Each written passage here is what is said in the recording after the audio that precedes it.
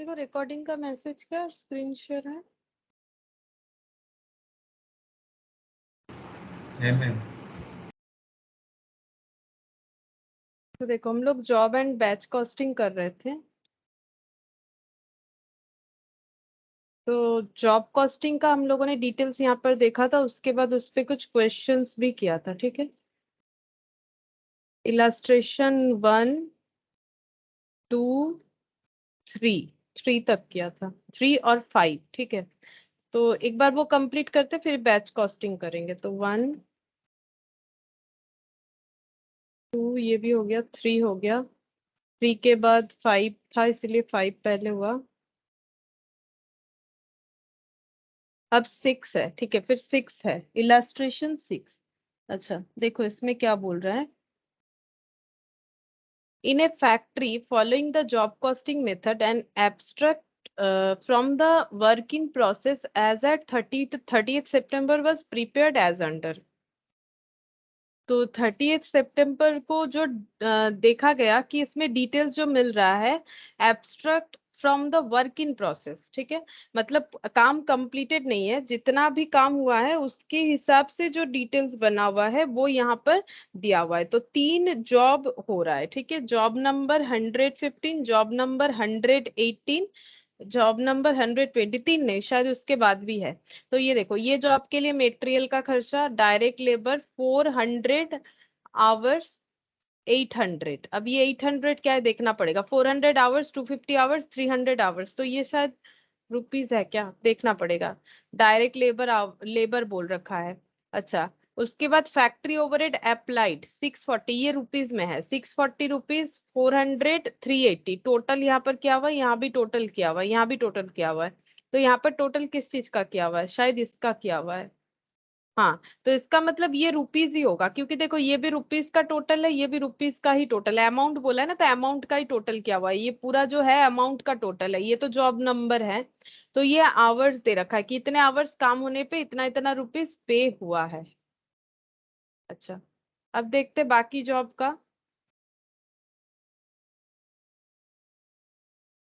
अच्छा, material used in October were as follows, यहाँ पर कौन से मंथ का था, 30th सितंबर का था। उसके बाद अक्टूबर का देखो, मेटेरियल रिक्विजिशन नंबर, मतलब मेटेरियल का जब जरूरत होता है तो मेटेरियल को बाई मतलब रिटन डॉक्यूमेंट बना के रिक्वेस्ट भेजा जाता है। ठीक है, कि स्टोर कीपर को दिया जाता है कि मुझे ये वाला मेटेरियल चाहिए, तो वहां पर कितना नंबर रिक्वेस्ट ये जनरेट हो रहा है, तो उसको बोलते हैं, जैसे बिल नंबर होता है वैसे मेटेरियल रिक्विजिशन नंबर होता है। ठीक है, अगर मेटेरियल का मतलब क्लासेस किया हुआ है अगर, या फिर देख रहे हो जो मैंने शेयर कर रखा है, तो वहां पर देख सकते हो कि मेटेरियल रिक्विजिशन नंबर वहाँ डिटेल्स में बताया मटेरियल कॉस्टिंग में।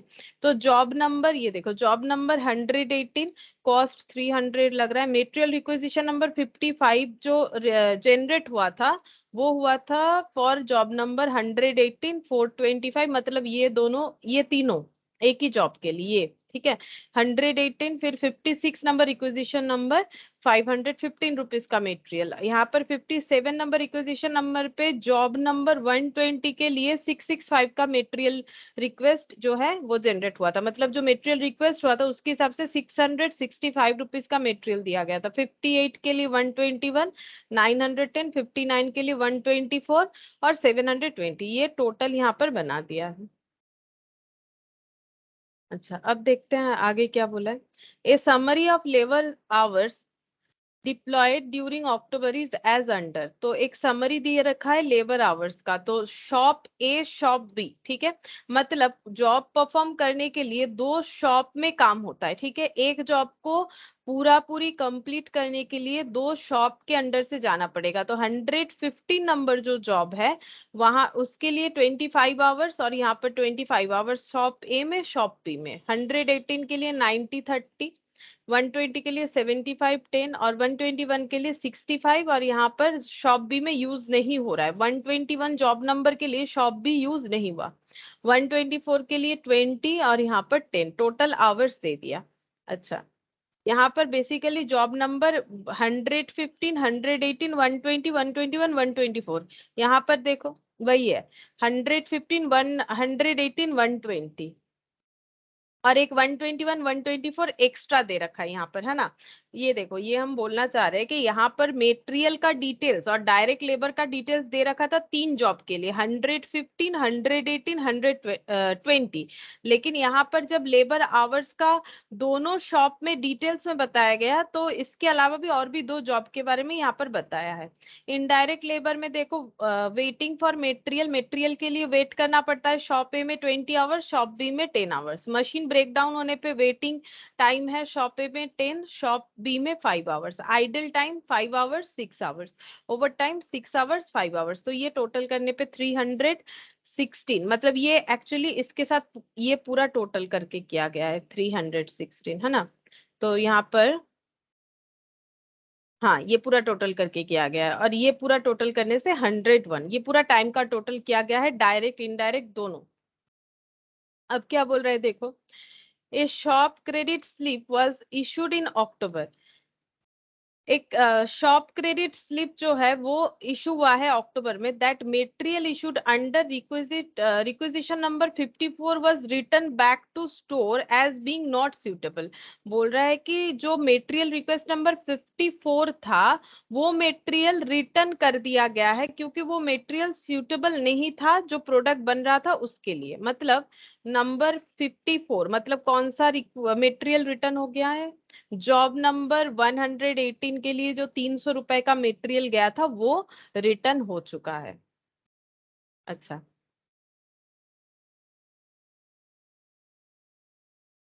A material transfer note issued in October indicate that material issued under request number 55 for job 118 was directed to job number 124. अब एक मेटेरियल देखो, ये रिटर्न हो गया है, और ये वाला क्या हुआ है, लिया तो गया था मेटेरियल जो रिक्वेस्ट नंबर 55 के तौर पे लिया गया था 118 जॉब के लिए। 118 जॉब के लिए मेटेरियल का जरूरत था। उस मेटेरियल को मंगाने के लिए जो रिक्वेस्ट नंबर जनरेट हुआ था वो नंबर 55 था, लेकिन वहां पर यूज नहीं हुआ। वो जॉब से दूसरे जॉब 124 नंबर जॉब में वो मटेरियल को ट्रांसफर कर दिया गया। ये नंबर 55 के लिए बोला जा रहा है। तो एक बार चेक करते हैं कि नंबर 55 118 के लिए था कि नहीं।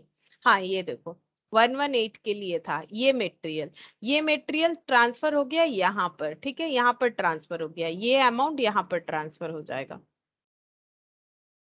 अच्छा, आगे देखते हैं क्या बोला है। ये सब मतलब हमें डिटेल्स बता रहे हैं कि क्या क्या हुआ था। अब यहाँ पर क्या बोल रहा है, the hourly rate in shop A per labour hour is 3। 1 घंटे में 3 रुपए खर्चा होता है जो शॉप ए में जब काम होता है। शॉप बी में 2 per hour. The factory overhead is applied at the same rate as in September. तो फैक्ट्री ओवरहेड का जो रेट है वो ऐसे ही अप्लाई होगा जैसे सितंबर में अप्लाई हुआ है for job number 115, 118, 120 were completed in October, ठीक है। तो सितंबर का रेट क्या था, सितंबर का रेट हमें देखना पड़ेगा क्या था। इसका मतलब यहाँ पर हमें रेट बता रखा है, ये डिवाइड करने से रेट पता चलेगा। ये देखो, 800 800 रुपए खर्चा हुए 400 घंटा काम करने के लिए, तो यहाँ पर रेट कितना करके हो जाएगा, यहाँ पर रेट हो जाएगा 2 रुपीज करके, ठीक है। और 500 250 करके, तो यहाँ पर कितना हो, ये भी 2 रुपीज करके, इस तरह से हो रहा है ना। और ये 475 और 300, ये 1.58 आ रहा है, 1.58 आ रहा है, ठीक है। तो ये रेट हो जाएगा हम लोग का लेबर का रेट। अच्छा, नेक्स्ट देखते हैं। You are asked to compute the factory cost of the completed job. हमें करना क्या है, फैक्ट्री कॉस्ट कैलकुलेट करना है। फैक्ट्री कॉस्ट मतलब prime cost plus factory overhead equal to आ जाता है फैक्ट्री कॉस्ट, या फिर जिसको बोलते हैं वर्क्स कॉस्ट, या फिर जिसको बोलते हैं प्रोडक्शन कॉस्ट, ठीक है। तो वही बोल रहा है, you are asked to compute the factory cost of the completed jobs. It is practice of the management to put a 10% on the factory cost to cover administration and selling and distribution overhead and invoice the job to the customer on 8 total cost plus 20%, तो factory cost तो निकल जाएगा। उसके बाद हम लोगों को administration cost कितना लगाना है, 10% on factory cost. Selling overhead क्या लगाना है, 10% ऑन फैक्ट्री कॉस्ट। और इनवॉइस यानी सेलिंग प्राइस क्या बनेगा, cost plus 20%। Basis what would be the invoice price of this 3 jobs. कौन से 3 जॉब्स का होगा, जो कंप्लीटेड है। कंप्लीटेड जॉब्स कौन सा है, वो इस लाइन में लिखा हुआ है। The factory overhead is applied at the same rate as September. Job 115, 118 and 120 were completed in October. तो इसका मतलब हमें ये 3 जॉब का कॉस्ट शीट बनाना है बेसिकली, ठीक है। तो ये कॉस्ट शीट कौन सा है, जॉब कॉस्ट शीट। तो ये 3 जॉब का हम लोग जॉब कॉस्ट शीट बनाएंगे, ठीक है। तो पहले यहाँ पर हेडिंग कर लेते हैं।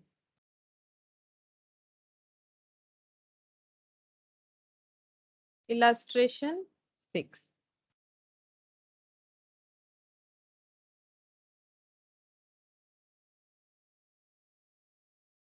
कैलकुलेशन ऑफ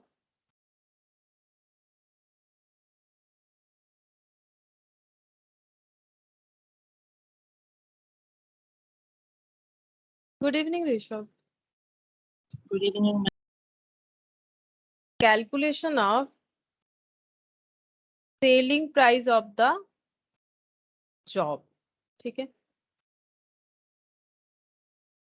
तो 3 जॉब का हमें सेलिंग प्राइस कैलकुलेट करना है। 3 जॉब कौन कौन सा है, 115, 118, 120। 115, 118 और 120।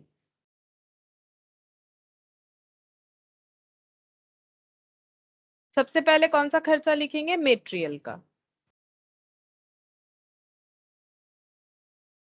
मेटेरियल का कितना कितना खर्चा हुआ है तीनों में, तो ये हमें क्वेश्चन में डायरेक्टली दिया हुआ है।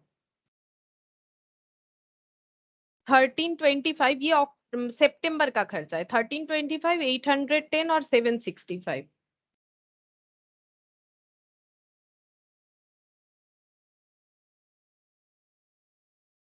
लेबर, लेबर का खर्चा क्या हुआ है वो भी दे रखा है, 800, 500, 475।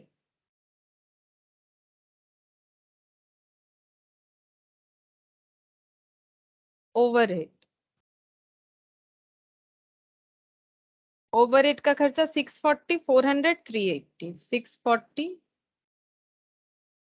400, 380, ठीक है। ये हो गया। यहाँ पर हम लोग लिख सकते हैं कि ये कॉस्ट इन सितंबर, ये सितंबर का कॉस्ट है, ठीक है। इसके बाद अक्टूबर में भी काम हुआ है, और अक्टूबर में ये कंप्लीशन हुआ है ये तीनों जॉब का। तो 1325 plus 800 plus 640, 2765। 810 plus 500 plus 400, 1710। 765 plus 475 plus 380, 1620, ठीक है। ये हो गया अक्टूबर का खर्चा। अब हम लोग कॉस्ट इन, सॉरी सितंबर का, अब हम लोग कॉस्ट इन अक्टूबर कैलकुलेट करेंगे। तो अक्टूबर में भी क्या क्या खर्चा हुआ होगा, सिमिलरली मेटेरियल, लेबर। तो पहले मेटेरियल का देख लेते हैं, मेटेरियल का क्या क्या खर्चा हुआ है। 150 नंबर जॉब, यहाँ पर अक्टूबर का डिटेल्स दिया हुआ है। 150 नंबर जॉब के लिए मेटेरियल का खर्चा अक्टूबर में कुछ नहीं हुआ। कैसे पता चला, ये देखो जॉब नंबर दिए हुए हैं, मेटेरियल रिक्वेजिशन नंबर भी दिए हुए हैं, लेकिन जॉब नंबर 115 यहाँ नहीं दिख रहा है, यानी 115 के लिए किसी तरह का मेटेरियल रिक्वेस्ट नहीं आया था, तो यहाँ पर नहीं होगा, ठीक है। अच्छा, उसके बाद है जॉब नंबर 118। 118 के लिए ये 3 मेटेरियल रिक्विजिशन आया है, लेकिन इसमें कुछ बताया था हमें कि एक में रिटर्न हो गया है और एक दूसरे जॉब में ट्रांसफर हो गया है। एक बार चेक कर लेते हैं, देखो फिर से एक बार पढ़ना पड़ेगा। 118 में 54 वाला जो है वो return back to the store हो गया है। 54 क्या 118 को बताया जा रहा है, हाँ, मतलब ये वाला रिटर्न टू स्टोर हो गया है। ये वाला अगर ये रिटर्न हो गया है तो ये हमारे कॉस्ट में ऐड नहीं होगा, हम लोगों ने यूज नहीं किया तो मटेरियल कंज्यूम्ड हुआ नहीं, तो ये नहीं आएगा।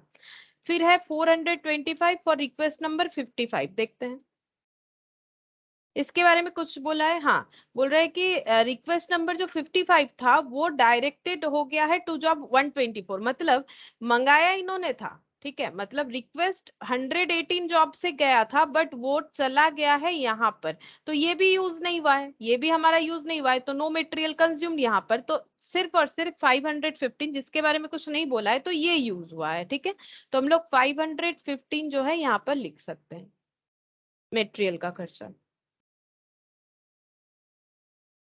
अच्छा, इसके बाद 120, इसके लिए 665, इसके बारे में क्या कुछ बोला गया था? 57 नंबर रिक्वेस्ट है, नहीं, इसके बारे में और कुछ नहीं बोला है, तो 665 का मटेरियल यूज हुआ है। अच्छा, अब लेबर का खर्चा कैलकुलेट करना पड़ेगा, तो लेबर का खर्चा कैसे कैलकुलेट करेंगे? यहाँ पर हमें बता दिया है, देखो, hourly rate in shop A per labour hour is 3, labour hour calculate करेंगे ना, तो लेबर आवर के हिसाब से 3 रुपीज, 1 घंटे के लिए 3 और 1 घंटे के लिए 2 रुपीज का खर्चा है। तो देखना है कि कौन से जॉब में कितना काम हुआ है। पहले जॉब है 115, 115 में 25 और 25 दोनों ही शॉप में 25 आवर्स करके काम हुआ है, तो यहाँ पर लिख देते हैं 25 इंटू 3 शॉप ए के लिए था और 25 इंटू 2 शॉप बी के लिए था, तो कितना हो जाएगा? 25 इंटू 3 75 और 25 इंटू 2 50, ठीक है, 125 हो गया। अच्छा, इसके बाद है कौन सा वाला? 118, 118 के लिए 90 और 30, तो 90 इंटू 3, 30 इंटू 2, 270 प्लस 60, 330, ठीक है, तो ये वाला हो जाएगा 330। और एक है 120, उसके लिए 75 और 10, तो 75 इंटू 3 और 10 इंटू 2, तो ये हो गया 75 इंटू 3, 225 प्लस 20, 245, ठीक है, तो ये हो जाएगा 245। अच्छा, अब हम लोग लिखेंगे यहाँ पर ओवरहेड, मटेरियल हो गया, लेबर हो गया, अब हम लोग लिखेंगे ओवरहेड।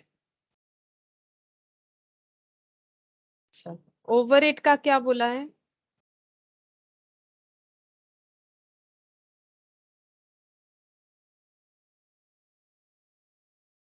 यहाँ पर you are asked to compute the factory cost of the, अच्छा, ओवरहेड का तो कुछ बोला नहीं है, तो ओवरहेड कितना लेना पड़ेगा? ऊपर देखते हैं ओवरहेड क्या बोला है।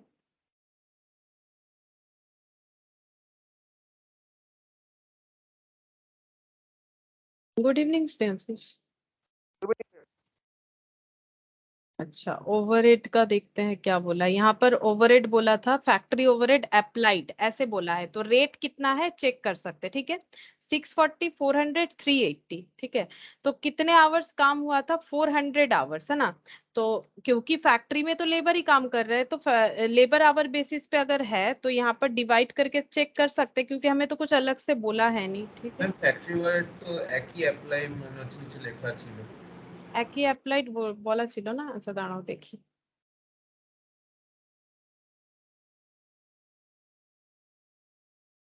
A material transfer factory overhead is applied at the same rate as in September, अच्छा same rate as in September, तो सितंबर का रेट चेक करना पड़ेगा। अच्छा, कितना हुआ है? फैक्ट्री ओवरहेड 1420, अच्छा 1420, तो रेट कैलकुलेट करेंगे, मतलब परसेंटेज बोल सकते हैं।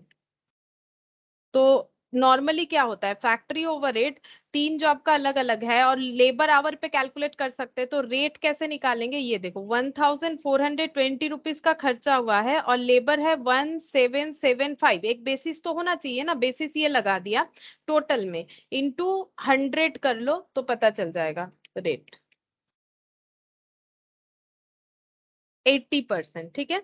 ये 80% ऑफ लेबर हो जाएगा। 80% ऑफ लेबर चेक करके देखते हैं क्या 80% ऑफ लेबर हो रहा है। देखो 800 का 80% इंडिविजुअली चेक करके देखो 640 होगा। 800 का 80% 640 इंडिविजुअली भी करेंगे ना तो सेम ही आएगा। 500 का 80% चेक करो ये आता है 4, मतलब इंडिविजुअली भी परसेंटेज निकालेंगे ना, जैसे कि ओवरहेड यानी 640 डिवाइडेड बाय बेसिस यानी लेबर का जो खर्चा है इनटू 100, ठीक है।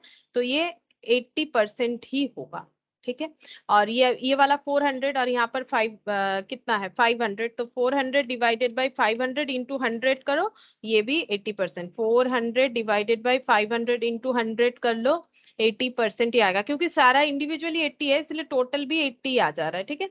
और ये हो गया 380 डिवाइडेड बाय 475 इंटू 100, तो लेबर आवर बेसिस पे हम लोगों ने कर लिया, तो ये हो जाएगा 380 सॉरी लेबर रेट बेसिस पे 475 इंटू 100, हाँ 80% हो गया। तो 80% बेसिस पे ये किया हुआ है, तो ये हम लोग को चेक करना पड़ेगा। तो 80% ऑफ लेबर आवर्स हो रहा है, तो 80% ऑफ लेबर आवर्स हम लोग कर सकते हैं। हाँ, यहाँ पर ओवरहेड हो जाएगा 80% ऑफ लेबर, तो 125 का 80%, क्योंकि ये यहाँ पर लेबर का अमाउंट हो रहा है तो 100। 330 का 80%, 264। 245 का 80%, 196। अच्छा ये हो गया। यहाँ यहाँ टोटल करेंगे तो हम लोग को मिल जाएगा फैक्ट्री कॉस्ट, ठीक है। फैक्ट्री कॉस्ट, तो फैक्ट्री कॉस्ट कैसे मिलेगा, ये सारा चीज हम लोग टोटल कर लेते हैं, तो फैक्ट्री कॉस्ट मिल जाएगा 2765। 2765 फिर से 125 लेबर का और 100 सब मिला के हो गया फैक्ट्री कॉस्ट। यहाँ पर अलग से प्राइम कॉस्ट नहीं लिखा मैंने, क्योंकि दो दो बार फिर लिखना पड़ेगा, ठीक है। यहाँ ओवरहेड हुआ तो ओवरऑल मैंने यहाँ पर फैक्ट्री कॉस्ट ही लिख दिया। 1710 plus 515 plus 330 plus 264, 2819, 1620 plus 665 plus 245 plus 196, 2726। अच्छा अब हमें ऐड करना पड़ेगा एडमिनिस्ट्रेशन ओवरहेड, क्या क्या बोला था एक बार देख लेते हैं।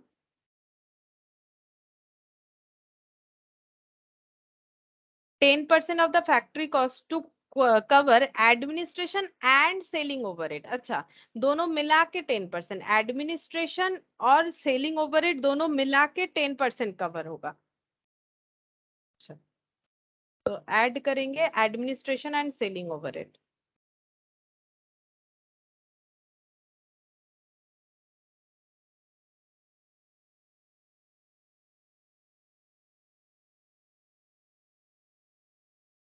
टेन परसेंट, तो 10% कितना हो जाएगा, 2990 का 10%, 299,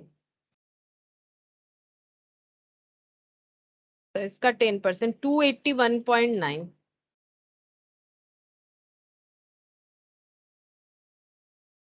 2726, 272.6, 272.6, तो टोटल करने से कितना होगा, ये है 2990 था तभी तो 10% पे इतना हुआ, यानी 3289।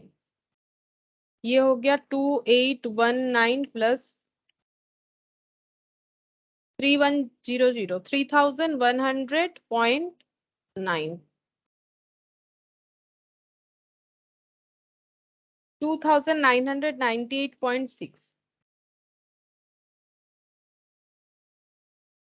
अब यहाँ पर ऐड हो जाएगा प्रॉफिट, ताकि इनवॉइस प्राइस हम लोग कैलकुलेट कर पाए, एट द रेट ऑफ 20%, शायद बोला था 20% ऑन कॉस्ट प्लस 20%, तो ये कॉस्ट है प्लस 20%, तो इस पे 20%, 599.72, ये लास्ट वाला मैंने पहले निकाल लिया, ये कैलकुलेटर पे दिख रहा था मुझे, 3598.32। और ये 3100.9 9 into 20%, 620.18. 3721.08.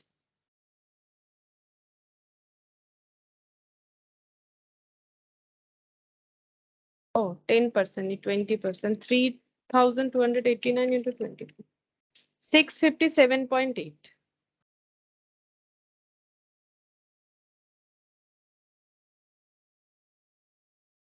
3,946.8. तो ये हो गया सेलिंग प्राइस या फिर इनवॉइस प्राइस।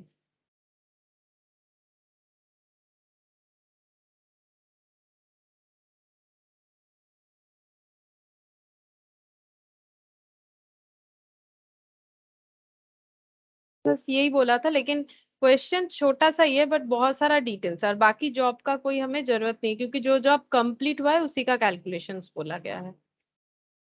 अच्छा, इलस्ट्रेशन 4 देखो यहाँ पर क्या बोला है।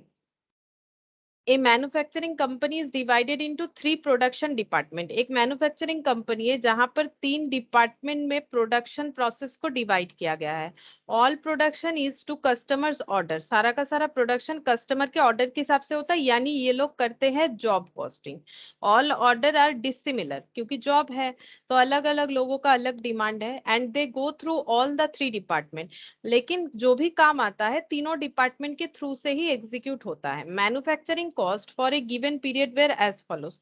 मैन्युफैक्चरिंग कॉस्ट दे रखा है, मटेरियल का टोटल खर्चा हुआ था 1,80,000, डायरेक्ट लेबर अलग अलग दे रखा है और टोटल है 90,000। इनडायरेक्ट मैन्युफैक्चरिंग कॉस्ट अलग देने के बाद ये 90,000 हो रहा है। अच्छा, इसके बाद देखते हैं क्या बोल रहा है क्वेश्चन।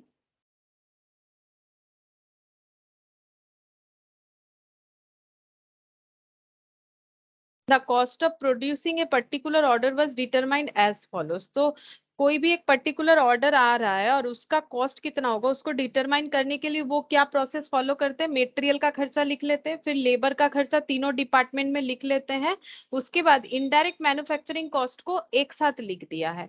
बट देखो, इनडायरेक्ट मैन्युफैक्चरिंग कॉस्ट हमें ऊपर दिखेगा, देखो इंडिविजुअली दे रखा है ना। इनडायरेक्ट मैन्युफैक्चरिंग कॉस्ट, यहाँ पर इनडायरेक्ट मैन्युफैक्चरिंग कॉस्ट को एक साथ लिख दिया है, तो ये थोड़ा सा प्रॉब्लम लग रहा है हम लोग को, ठीक है, क्योंकि इन्होंने एक साथ लिख दिया है, जबकि ये हर एक डिपार्टमेंट का अलग अलग चार्ज हो रहा है। मतलब अगर ओवरहेड याद आ रहा है तो ये डिपार्टमेंट वाइज ओवरहेड हो रहा है ना।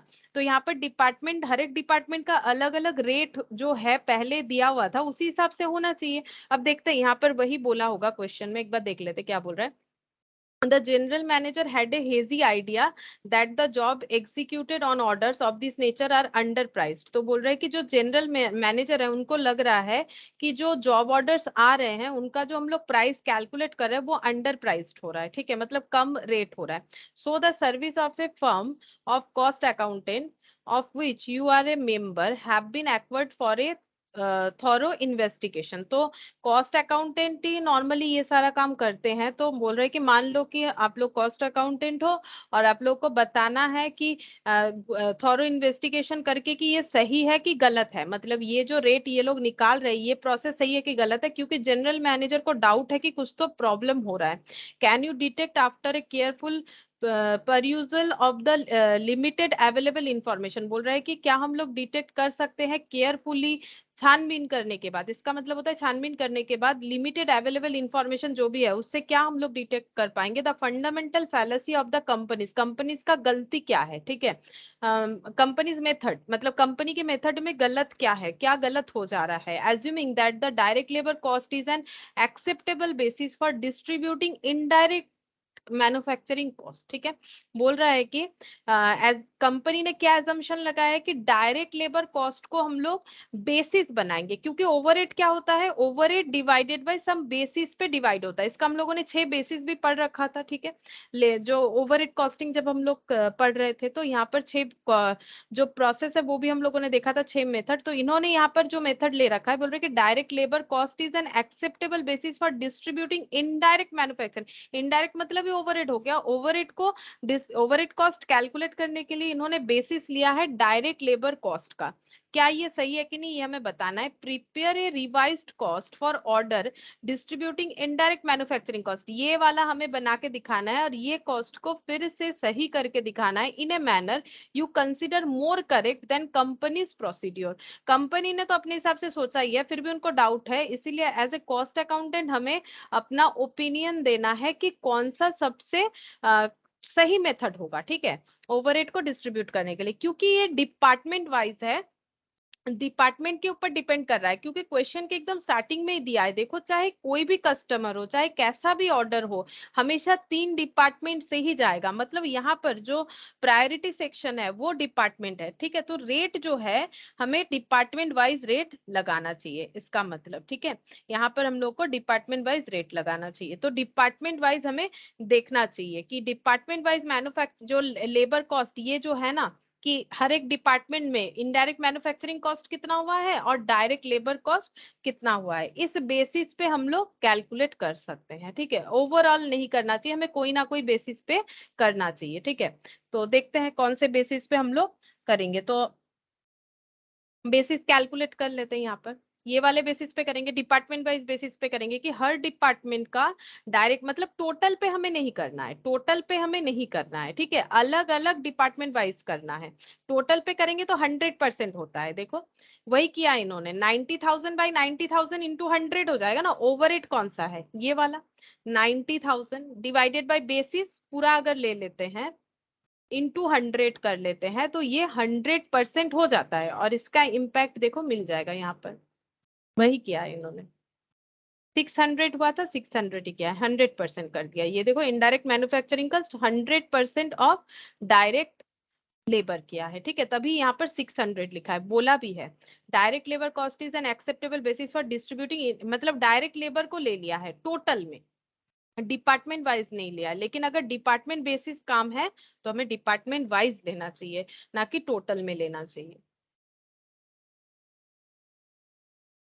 तो डिपार्टमेंट वाइज लेने से कैसे होगा, ये देखो, 20,000 ओवर एट, यहाँ पर कितना 40,000 ओवर एट, यहाँ पर कितना 30,000 ओवर एट। ओवर एट कौन सा वाला है, ये वाला इनडायरेक्ट मतलब overhead, divided by basis 40,000 divided by basis 20,000 divided by basis 30,000। तो अगर इंटू 100 कर लो, परसेंटेज में कैलकुलेट करना है तो इंटू 100 कर लो। तो पहला हो जाएगा 100%, ये हो जाएगा 200%, है ना, ये 200% हो रहा है। और ये कितना हो जाएगा, ये हो गया 50%, 50%, ठीक है। तो डिपार्टमेंट वाइज है, तो हर एक डिपार्टमेंट का अगर अलग नहीं करेंगे, इसका हम लोगों ने डिसएडवांटेज भी पढ़ा था, क्यों डिपार्टमेंट वाइज करना जरूरी है अगर डिपार्टमेंट ओरिएंटेड काम है। क्योंकि देखो, यहाँ पर 50% ही लगाना चाहिए, बट यहाँ भी हम लोग 100% मान रहे हैं, यहाँ जबकि 200% करना चाहिए, यहाँ भी हम लोग 100 मानेंगे। अगर हम लोग टोटल में करेंगे, सिर्फ ये वाला करेक्ट होगा, बाकी सारा गलत होगा, क्योंकि यहाँ भी 100 आ रहा है, यहाँ भी 100 आ रहा है, इसीलिए हमें इंडिविजुअली करना है। उसी वजह से हमें अपॉइंट किया गया है एज ए कॉस्ट अकाउंटेंट। देखो कैसे होगा, फिर क्या लिखना पड़ेगा यहाँ पर, इलस्ट्रेशन,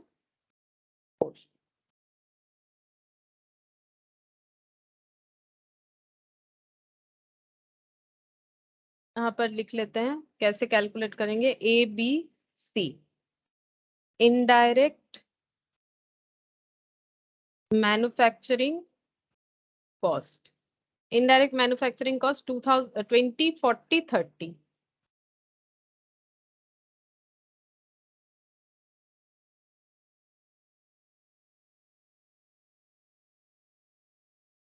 डायरेक्ट लेबर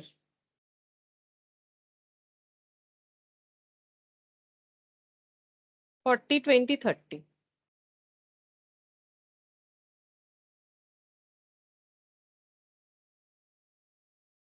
इसको 1 दे देते हैं, इसको 2 दे देते हैं। Percentage of manufacturing cost to labour cost. तो हमेशा इनडायरेक्ट मतलब overhead divided by basis into 100, तो 1 डिवाइडेड बाय 2 इंटू 100। तो ये हो गया था हम लोग का 50%, इसमें आंसर आया था, है ना। अच्छा, ये करके ही दिखा देते, नहीं तो फिर याद नहीं रहेगा। 20,000 divided by 40,000 into 100, 50%, 40,000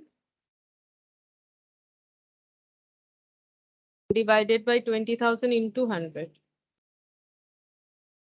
200%. 30,000 divided by 30,000 into 100. 100%.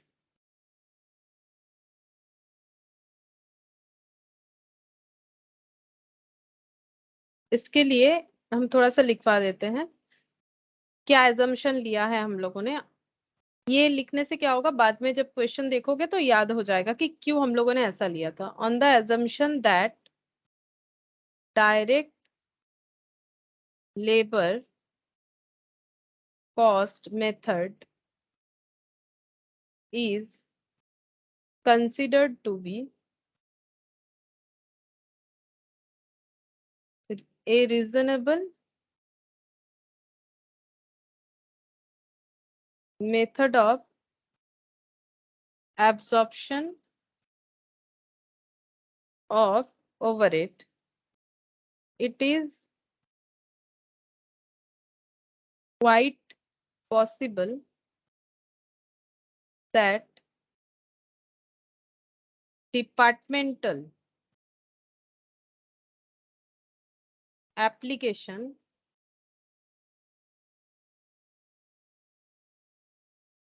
of overhead may be able to resolve the difficulty faced by the manager. Faced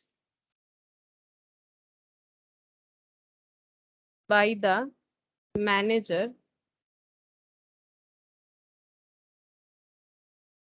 regarding the costing of the job given. On this basis, the amended job cost sheet will be as under. तो हम लोग job cost sheet बना लेंगे। यहाँ पर क्या लिखा है, मतलब एज ए अकाउंटेंट हम लोग क्या कर रहे हैं, एक कंक्लूजन दे रहे हैं कंपनी को कि आप लोगों ने जो एजम्पशन लिया था, on the assumption that direct labour cost method is considered to be reasonable method, मतलब ये ठीक है, रीजनेबल मेथड हो सकता है ओवरहेड एब्जॉर्प्शन करने के लिए, but it is quite possible that departmental application of overhead may be able to resolve the difficulty. मतलब ये थोड़ा सा ढंग से हमें लिखना पड़ेगा ना, कि उनको हम नोट दे रहे हैं कि आपने जो मेथड लिया था वो हो सकता है कि वो रीजनेबल मेथड हो, लेकिन मुझे ऐसा लगता है एज ए कॉस्ट अकाउंटेंट, अगर हम लोग डिपार्टमेंट वाइज करें तो आप जो प्रॉब्लम फेस कर रहे हैं वो आप सॉल्व कर पाएंगे, ठीक है। और इस बेसिस पे अगर आप अपना कॉस्ट शीट बनाएंगे तो वो कैसा बनेगा, तो यहाँ पर रिवाइज्ड कॉस्ट शीट लिखते हैं।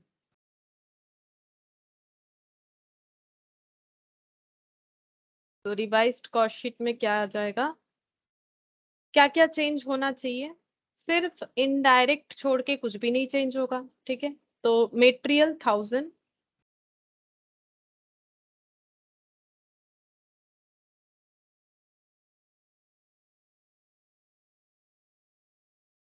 रुपीज। Direct labour,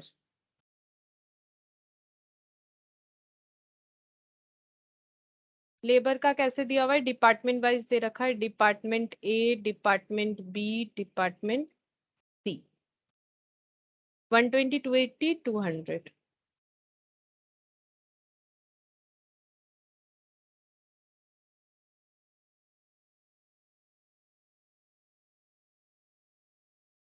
six 600। तो ये टोटल हो जाएगा प्राइम कॉस्ट। तो ये तो पहले भी था, क्योंकि इसमें तो कोई प्रॉब्लम था ही नहीं, ठीक है। ये 1600 तो पहले भी आ रहा था, प्रॉब्लम यहाँ था इनडायरेक्ट मैन्युफैक्चरिंग कॉस्ट। देखो क्या होता है, इनडायरेक्ट मैन्युफैक्चरिंग कॉस्ट, ब्रैकेट में लिखेंगे रिवाइज्ड, ये रिवाइज्ड हो रहा है, ठीक है। तो रिवाइज्ड कैसे हो रहा है, हम लोग 100% ऑफ नहीं करके लेबर का हम लोग हर एक डिपार्टमेंट का जितना इंडिविजुअल परसेंटेज हो रहा है उस हिसाब से करेंगे। जैसे पहले डिपार्टमेंट का था 50%, दूसरा वाला था 200% और तीसरा वाला था 100%। ठीक है, तो 120, 280, 200, 120, 280 और 200। 120 का 50% यानी कि 60, इसका 200% मतलब 280 का डबल, 280 का 200% मतलब 280 का डबल, 840, 840 होगा, 560। अच्छा, ये 200 ही हो जाएगा। ठीक है, 200 का 100% तो कितना हो गया, 560 प्लस 260 यानी कि 820। ठीक है, और यहाँ पर कितना आ रहा था, 600। तो अंडर प्राइस्ड तो होगा ही, क्यों, देखो ये तो हम लोग कॉस्ट कैलकुलेट कर रहे हैं ना, तो हम लोग का कॉस्ट जहां होना चाहिए 820, अगर हम लोग डिपार्टमेंट वाइज चलेंगे तो वहां पर अगर हम लोग डिपार्टमेंट वाइज नहीं चलते हैं, ओवरऑल ले लेते हैं तो 600 हो जाएगा। क्योंकि ये डिपार्टमेंट ओरिएंटेड काम है, हर एक डिपार्टमेंट में जो मेहनत है वो पूरा, जैसे यहाँ पर 50% वर्क होता है, यहाँ 200, यहाँ 100, अगर हम लोग सारा का 100 ले लेते हैं तो ये 200 तो आ जा रहा है। ठीक है, 200 में प्रॉब्लम नहीं होगा, वो 100% आ रहा है, बट ये अंडर रेटेड हो जाएगा, ये ओवर रेटेड हो जाएगा। तो ओवरऑल क्या हो रहा है, देखो अंडर रेटेड ही हो रहा है ना, यहाँ पर 200 ओवर रेटेड हो रहा है, यहाँ पर 50% अंडर रेटेड हो रहा है इसके हिसाब से। तो इसीलिए बोला जा रहा है कि हमें सही कैलकुलेशन करना चाहिए। अंडर रेटेड इसीलिए हो रहा है क्योंकि हम लोग डिपार्टमेंट के काम का ध्यान नहीं दे रहे हैं, हम लोग ओवरऑल कर रहे हैं, जो कि सही नहीं होता है। जब हम लोग डिपार्टमेंट वाइज काम करते हैं तो डिपार्टमेंट रेट देना जरूरी होता है। तो यहाँ पर हो गया टोटल कॉस्ट, तो कॉस्ट ये हो जाएगा। अब अगर इन्हें अंडररेटेड लग रहा है वो सही हो गया, 2200 के जगह यहाँ पर 2420। अब इस पे प्रॉफिट लगा के ये चाहे तो सेल कर सकते हैं। प्रॉफिट यहाँ बोला नहीं था तो हम लोग प्रॉफिट नहीं कैलकुलेट करते। अच्छा, यहाँ से हम लोग का जॉब कॉस्टिंग जो है कंप्लीट हो जाता है। ठीक है, अब हम लोग बैच कॉस्टिंग करेंगे।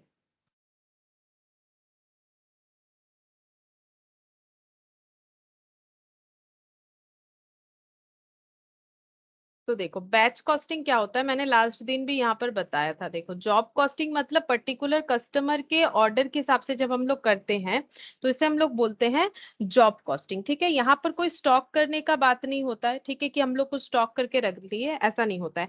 अब जैसे मैंने एक टेलर का एग्जाम्पल दिया था, अब मान लो कि टेलर ही है बट वो एक कस्टमर का ऑर्डर नहीं लेता है। जैसे देखो मॉल्स वगैरह, यहाँ फिर कोई भी शॉप में जो कपड़ा खरीदने को मिलता है, जो ड्रेसेस वगैरह खरीदने को मिलता है, तो वो कोई ना कोई तो उससे कोई ना कोई टेलर तो बना ही रहा है। ठीक है, तो मॉल्स में जाओगे तो देखोगे एक ही तरह का बहुत सारा चीज हमें देखने को मिल रहा है, उसमें साइज जो है वो थोड़ा अलग अलग है। ठीक है, मतलब वो उन्होंने लॉट में बनाया है। ठीक है, मान लो कि एक ही एक साइज होता है। ठीक है, फिर एस साइज होता है, एम साइज होता है, मीडियम लार्ज। ठीक है, मान लो मीडियम साइज का कुछ पैंट्स या फिर शर्ट्स है जो कि मान लो 1000 पीसेस एक ही जैसा है, मतलब वो भी तो कोई टेलर ने बनाया होगा। लेकिन यहाँ पर स्पेसिफिक क्या हो रहा है कि टेलर जो है किसी एक कस्टमर के दिमाग में रख के नहीं बना रहा है, बहुत सारे शॉप से मॉल से जो है वो ऑर्डर ले रहा है और उस हिसाब से ऑर्डर के हिसाब से एग्जीक्यूट कर रहा है। ठीक है, तो इसको हम लोग बोलते हैं बैच कॉस्टिंग। ऐसा कहाँ कहाँ होता है, देखो जब मान लो कुछ टॉयज वगैरह बन रहा है, जो टॉयज मैन्युफैक्चरिंग कंपनी है तो वो जब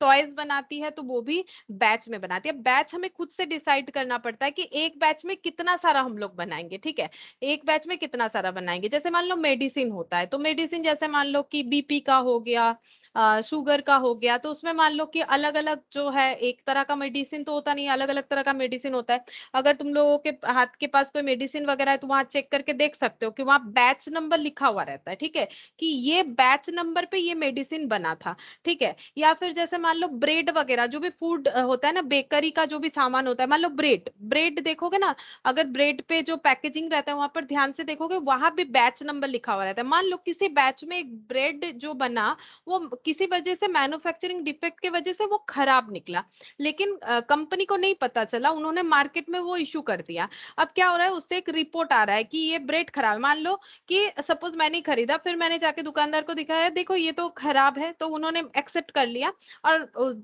तुरंत ही कंपनी को फोन करके बोलेंगे कि देखिए ये ब्रेड आपका खराब है। तो वो पूछेंगे बोलिए बैच नंबर कितना है, तो वो बता देंगे वहां से देख के कि बैच नंबर इतना है। इससे क्या बेनिफिट होगा, बैच नंबर देखते साथ वो ब्रेड ब्रेड का सप्लाई वो लोग बंद कर देंगे। बाकी जहां पर भी क्या है वहाँ जो है इन्फॉर्म कर देंगे कि आप ये बैच नंबर वाला जो ब्रेड है ये मत बेचिए क्योंकि इसमें कुछ डिफेक्ट आ गया, ठीक है।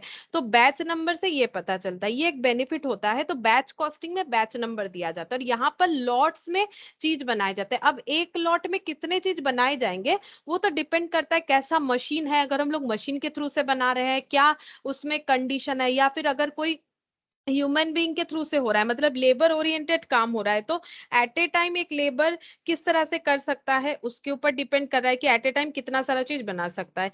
तो ये स्पेयर पार्ट्स पे भी एप्लीकेबल होता है, ठीक है। और अगर फूड आइटम तो मैंने बोला फूड आइटम पे एप्लीकेबल होता है। टॉयज मैन्युफैक्चरिंग इंडस्ट्री जो है वो भी बैच कॉस्टिंग फॉलो करती है। और जो फार्मास्यूटिकल्स है, ठीक है, यानी कि जो भी दवा बनाती है कंपनियां उनका भी होता है। तो तुम लोग देख सकते हो ये सारे चीजों पे, एक केक भी खरीद के लाओगे तो देखना उसमें बैच नंबर लिखा हुआ है, ठीक है। तो ये कौन से बैच में प्रोड्यूस हुआ था, जो चीज खरीद के हम लोग ला रहे हैं वो हम लोग बैच को मतलब वो देख के बोल सकते हैं, बैच नंबर देख के बोल सकते हैं, ठीक है। जैसे मेडिसिन में क्या होता है ना, अगर हम लोग लूज मेडिसिन लेते वो भी होता है, पूरा एक पैकिंग मेडिसिन भी होता है जिसमें मान लो जैसे बीपी का दवा में होता है कि एक ऐसा फाइल रहता है उसमें मान लो 3 ऐसे पत्ते, मतलब जो 3 ऐसा पत्ता ही बोलेंगे, ठीक है, 3 ऐसा पत्ता रहता है जिसमें मान लो 6 करके मेडिसिन है इस तरह से, ठीक है। तो ये क्या है, एक बैच में बना हुआ लिखा हुआ रहता है उसके ऊपर ऐसे 1 into 10 टैबलेट्स, मतलब अगर लिखा हुआ 1 into 10 मतलब इसमें क्या है 10 टैबलेट्स है, ठीक है, इस तरह से लिखा हुआ है। तो ये होता है बैच कॉस्टिंग। और बैच में क्या होता है, बैच में जब हम लोग चीजें प्रोड्यूस करते हैं तो हम लोग उसे स्टॉक भी कर सकते हैं, ठीक है। वो क्योंकि कोई पर्टिकुलर कस्टमर के हिसाब से तो नहीं होता है, तो हम लोग उसको क्या कर सकते हैं, स्टॉक भी कर सकते हैं। अच्छा, और क्या होता है बैच कॉस्टिंग में, हमारा 2 कॉस्ट इंक्लूड होता है, ठीक है। एक होता है सेटिंग अप कॉस्ट और एक होता है हम लोग का कैरिंग कॉस्ट। तो हम बताएंगे सेटिंग अप कॉस्ट और कैरिंग कॉस्ट क्या होता है। पहले बैच कॉस्टिंग थोड़ा सा हम लिखवा देते हैं। जॉब कॉस्टिंग का ही एक वेरिएशन है। जॉब कॉस्टिंग में एक सिंगल ऑर्डर पे काम होता है, यहाँ पर बहुत सारे ऑर्डर को एक साथ मतलब सॉरी लॉट्स में ऑर्डर लिया जाता है, एक ऑर्डर नहीं लिया जाता है। तो यहाँ पर लिखते हैं this is a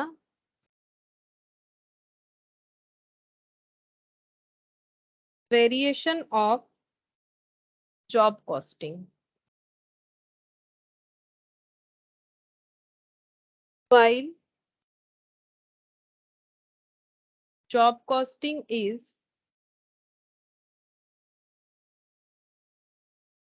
concerned with costing of jobs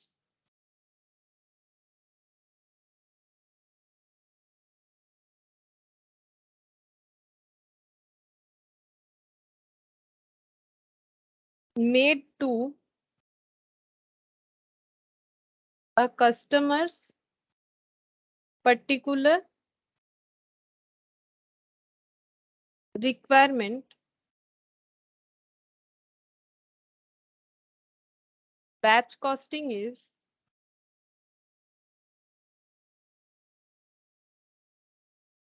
used when manufactured in each batch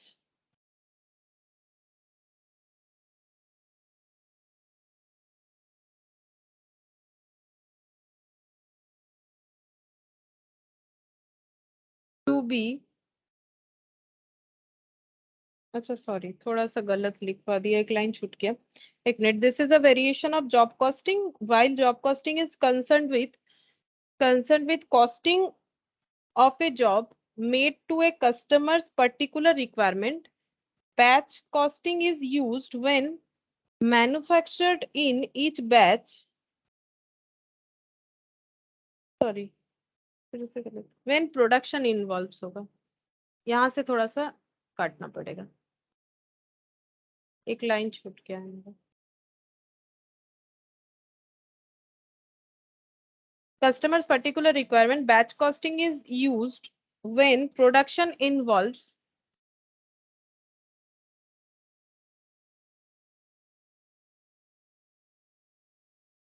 limited repetition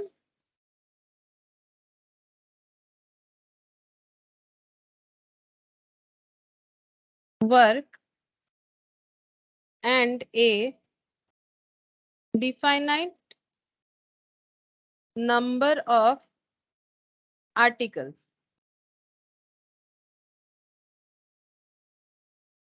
are manufactured in each batch to be held in stock for sale to customers generally.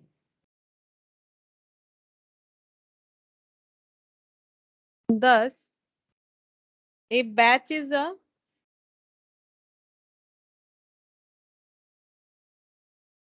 cost unit consisting of a group of identical items. समझाते हैं, थोड़ा सा लिखवा देते हैं और थोड़ा सा बाकी है. Batch costing is applied in the manufacturing of shoes, toys, ready-made garments,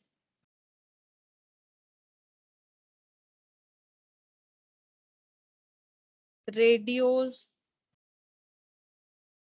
watches और स्नैक्स लिख देते हैं, स्नैक्स, फूड इंडस्ट्री और क्या होगा, pharmaceuticals.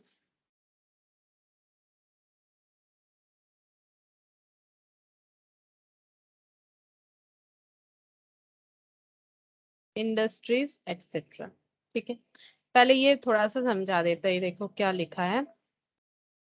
This is a variation of job costing. ये जॉब कॉस्टिंग का ये एक वेरिएशन है. जॉब कॉस्टिंग में भी हमें क्या करना पड़ता है, कस्टमर के ऑर्डर के हिसाब से काम करना पड़ता है. यहाँ पर भी कोई ना कोई तो कस्टमर होगा, बट वो एक चीजों का ऑर्डर नहीं दे रहा है, वो लॉट्स में एक ही तरह का बहुत सारी चीजों का ऑर्डर दे सकता है. ठीक है, अब एक तरह का मतलब ऐसा नहीं कि एक तरह का. मान लो कि type A shirt 500, type B shirt 700, ऐसा करके हो सकता है, अलग अलग टाइप का बोल सकता है. ठीक है, अच्छा, लेकिन एक नहीं बोलेगा, लॉट्स में ऑर्डर देगा. While job costing is concerned with costing of job, हम लोग सिर्फ उस जॉब का ही कॉस्टिंग करते हैं जो ऑर्डर हमारे पास आया है, made to a customer particular requirement. Customer का पर्टिकुलर रिक्वायरमेंट जो है उसके हिसाब से हम लोग उस जॉब का कॉस्टिंग करते हैं कि ये काम करने पे हमें उस कस्टमर से कितना पैसा लेना चाहिए. ठीक है, जबकि while batch costing is used when production involves limited repetition work. ठीक है, limited repetition work and a definite number of articles are manufactured in each batch to be held in stock for sale to customer generally. लेकिन batch costing में क्या होता है, batch costing जो हम लोग यूज करते हैं, batch costing is used when production involves limited repetition work. ठीक है, जहां पर लिमिटेड रिपीटेशन वर्क होता है. देखो, जब जॉब कॉस्टिंग होता था वहां पर क्या होता है, एक कस्टमर आया बोला मुझे ऐसा ड्रेस चाहिए, दूसरा कस्टमर आया फिर बोला ऐसा, तो उसमें जो रिपीटेशन है वो बहुत ज्यादा है, अनलिमिटेड रिपीटेशन है. किसी के साथ किसी का मेजरमेंट मैच होगा ही नहीं, सबका अलग अलग मेजरमेंट होगा. ठीक है, या फिर डिजाइन किसी को अलग अलग चाहिए, या फिर किसी का ड्रेस का कलर जो है, जो भी वो ला रहे हैं, जो पीसेस वगैरह वो अलग अलग होगा. लेकिन यहाँ पर जो रिपीटेशन है वो लिमिटेड होता है, क्योंकि मान लो एक तरह का सेट 100 पीस बनाना है, तो वो क्या होगा, वहां पर रिपीटेशन लिमिटेड है. ठीक है, एक ही मेजरमेंट में मान लो एम साइज का 100 पीस बनाना है, तो उसमें कोई रिपीटेशन है ही नहीं ज्यादा. ठीक है, लिमिटेड रिपीटेशन है. And a definite number of articles are manufactured. ठीक है, यहाँ पर क्या होता है, हमें पता चलता है कि कितने सारे आर्टिकल्स हमें एक बैच में प्रोड्यूस करने हैं, क्योंकि जो कस्टमर है वो तो बोल ही देगा मुझे इस टाइप का चीज 100 पीसेस चाहिए या 200 पीसेस चाहिए. ठीक है, वही बोल रहा है, articles are manufactured in each batch to be held in stock, और हम लोग उसे स्टॉक में भी रख सकते हैं for sale to customer generally, तो इसे स्टॉक करके हम लोग रख सकते हैं, ठीक है। लेकिन जो पर्टिकुलर किसी कस्टमर के हिसाब से बनता है उसे स्टॉक करके कोई फायदा नहीं है, लेकिन इसमें हम लोग स्टॉक करके रख सकते हैं। दूसरा कोई कस्टमर आए तो उसे सैंपल दिखा सकते हैं कि आपको ऐसा कुछ चाहिए, क्योंकि हो सकता है उन्हें चाहिए, क्योंकि उनका कोई पर्टिकुलर रिक्वायरमेंट नहीं है, ठीक है, तो हम लोग उसको स्टॉक करके रख सकते हैं। नेक्स्ट क्या बोला है, 10 a batch is a cost unit consisting of a group of identical item, क्योंकि बैच कॉस्टिंग में एक ही तरह का चीज प्रोड्यूस किया जाता है तो आइडेंटिकल आइटम होगा। जो वहां पर हम लोगों ने पढ़ा था कि वहां पर हेटेरोजीनियस आइटम होता है, यहाँ होमोजीनियस मतलब एक ही तरह का, ठीक है।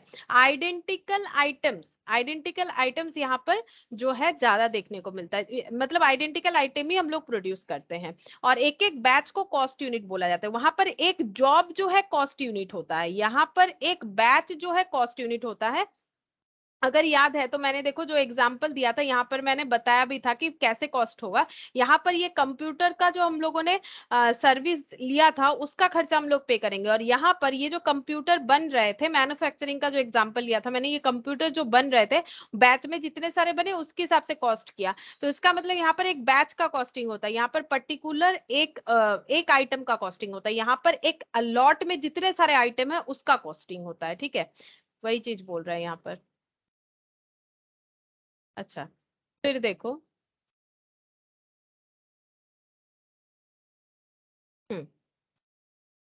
Batch costing is applied in the manufacturing of shoes. अब कहाँ कहाँ होगा, जैसे शूज वो भी आइडेंटिकल बनते हैं लॉट्स पे, ठीक है, एक ही तरह का शूज होता है ना, कलर अलग होता है, मान लो एक ही तरह का शूज है जिसमें साइज अलग अलग है, ठीक है, कोई एक पर्टिकुलर मान लो साइज 4 का 100 पीसेस है या फिर 30 पीसेस है, फिर वैसा ही सेम शूज जो है उसका मान लो साइज 5 का कुछ और पीसेस है, कलर अलग है, इस तरह से होता है। तो यहाँ पर मैंने एग्जाम्पल दिया है कौन कौन से इंडस्ट्री में होता है, ठीक है। अच्छा, बैच कॉस्टिंग का प्रोसीड्योर लिखेंगे अब, जैसे हम लोगों ने जॉब का लिखा था।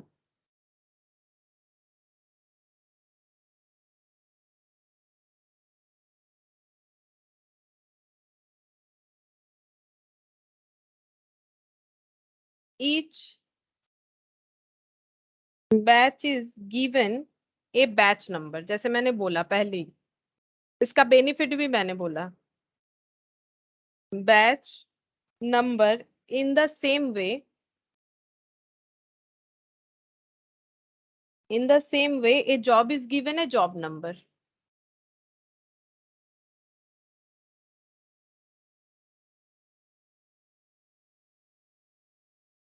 Direct materials,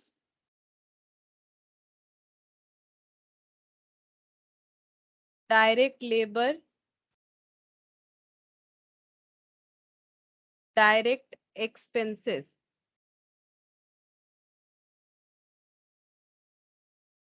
identified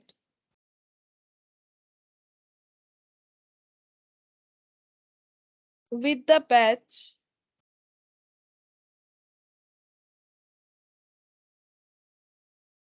are recorded on batch cost card.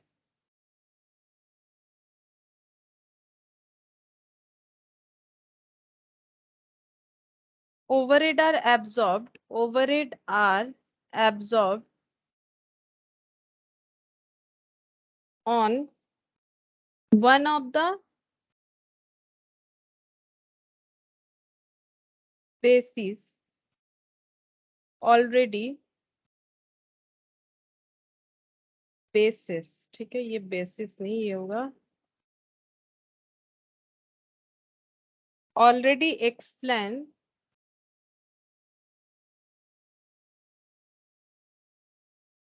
as is done in job costing. When a batch is completed, the cost is totaled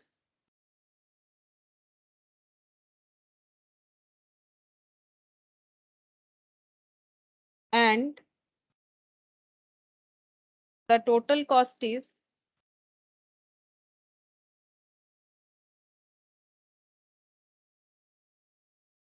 divided by the quantity produced.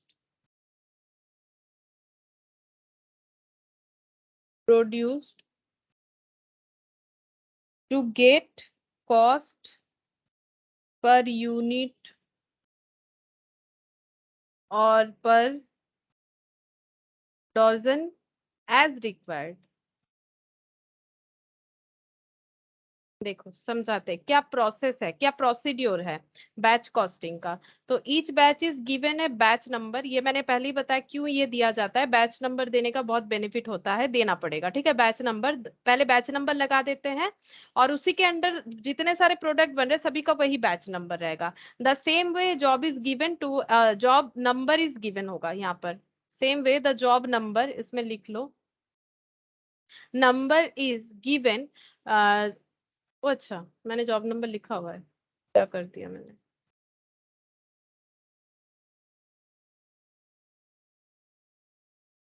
As the same way job is given है job number, जैसे job में job number दिया जाता है, ठीक है। Direct material, direct labour, direct expenses, ये identify करना है हमें विद द बैच, मतलब जो पर्टिकुलर बैच प्रोसेस होगा वहां पर कितना मटेरियल लगेगा डायरेक्ट, कितना लेबर लगेगा डायरेक्ट वाला, कितना डायरेक्ट एक्सपेंसेस लगेगा, उसे हमें रिकॉर्ड करना है। और कहाँ पर रिकॉर्ड होगा, बैच कॉस्ट कार्ड हम लोग मेंटेन कर सकते हैं, ठीक है। एक कार्ड मेंटेन कर सकते हैं जिसको हम लोग बोलेंगे बैच कॉस्ट कार्ड, मतलब वहां पर हर एक बैच का कॉस्टिंग हम लोग रिकॉर्ड करेंगे, ठीक है। और ओवरहेड को कैसे ट्रीट करना है, ओवरहेड को जस्ट उसी तरह से ट्रीट करना है जैसे हम लोगों ने जॉब कॉस्टिंग में किया है, मतलब basis overhead divided by particular basis, ठीक है। Overhead are absorbed on one of the basis already explained as is done in job costing. when a batch is completed, जब एक बैच कंप्लीट हो जाएगा तो उसका कॉस्ट क्या करेंगे, टोटल करेंगे कि टोटल कितना कॉस्ट हुआ, और उस टोटल कॉस्ट को डिवाइड करेंगे क्वांटिटी से। जैसे मैंने लास्ट दिन स्टार्ट किया था तो मैंने वैसे ही दिखाया था कि कुछ 1 करोड़ मैंने एग्जांपल लिया था और यहाँ पर 1000 लिखा था, लैपटॉप का प्राइस 1 लाख करके आया था। तो एक बैच का कॉस्टिंग रिकॉर्ड किया, फिर नंबर ऑफ क्वांटिटी जो प्रोड्यूस किया वो हम लोगों ने लिखा। इससे हमें कॉस्ट पर यूनिट मिल जाएगा। पर यूनिट कुछ भी हो सकता है, पर पीस हो सकता है, पर केजी हो सकता है, पर डजन, जो भी यूनिट होगा उस हिसाब से हमें लिखना पड़ेगा, ठीक है। ये हो गया प्रोसीड्योर। अच्छा, अब जब हम लोग बैच कॉस्टिंग पढ़ेंगे तो वहां पर हम लोग बैच का तो कैलकुलेशन तो हम लोगों ने समझ लिया कि किस तरह से होगा। अब हमें देखना पड़ेगा कि यहाँ पर हमें क्या करना पड़ेगा, इकोनॉमिक बैच क्वांटिटी में प्रोड्यूस करना पड़ेगा। जैसे मेटेरियल कॉस्टिंग हम लोग जब पढ़े थे तो मेटेरियल कॉस्टिंग में मैंने एक चीज बताया है कि मेटेरियल कॉस्टिंग, हमें मेटेरियल कैसा खरीदना चाहिए, मेटेरियल हमें ऐसा खरीदना चाहिए, ऐसे क्वांटिटी में मेटेरियल को ऑर्डर करना चाहिए क्रेडिटर के पास, ताकि हमारा कैरिंग कॉस्ट और ऑर्डरिंग कॉस्ट दोनों इक्वल हो।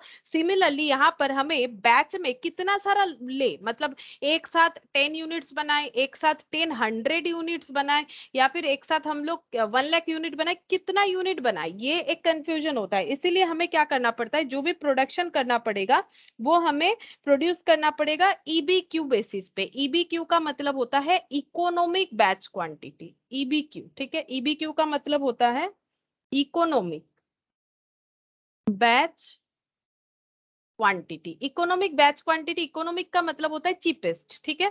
ताकि हम लोग जो बैच क्वांटिटी आइडेंटिफाई करें वो हमारे कॉस्ट को जितना सस्ता हो सके उतना सस्ता बना पाए, ठीक है। ऐसे हमें क्वांटिटी को चूज करना है एक बैच के लिए, ठीक है। ऐसा नहीं है कि हम लोग कुछ भी क्वांटिटी चूज कर लिए, इससे हमारा कॉस्टिंग बढ़ सकता है। तो हमें ऐसा बैच क्वांटिटी चूज करना है ताकि वो हमारा इकोनॉमिक बैच क्वांटिटी हो। इकोनॉमिक मतलब चीपेस्ट, ठीक है। अब यहाँ पर लिखते हैं industries using batch costing have to determine, उन्हें EBQ डिटरमाइन करना ही पड़ेगा। The EBQ may be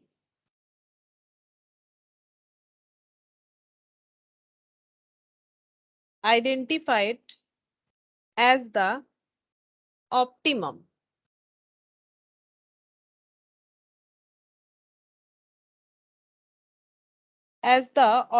quantity in a batch production with minimum cost.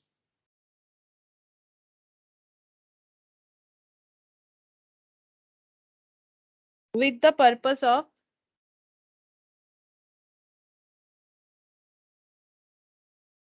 maximum profit. Minimum cost में प्रोड्यूस कर पाएंगे तो मैक्सिमम प्रॉफिट जो है वो अर्न कर पाएंगे, ठीक है।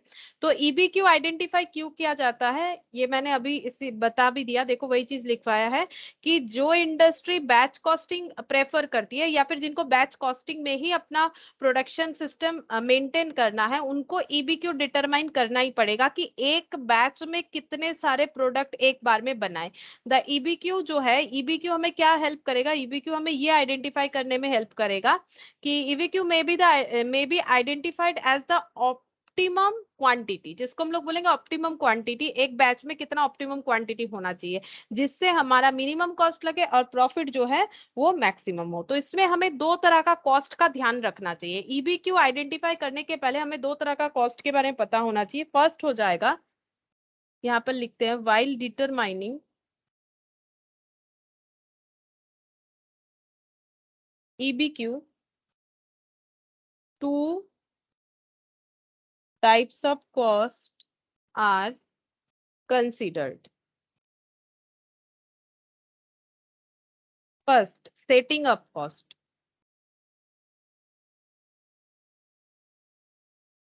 सेटिंग अप कॉस्ट का मतलब है मैन्युफैक्चरिंग यूनिट चलाने के पहले उसे तो सेटअप करना पड़ता है, तो सेटअप का एक कॉस्ट होता है, that is called setting up cost. लिखते हैं, देखो, this is the cost of setting the machine and tools for production of a particular batch.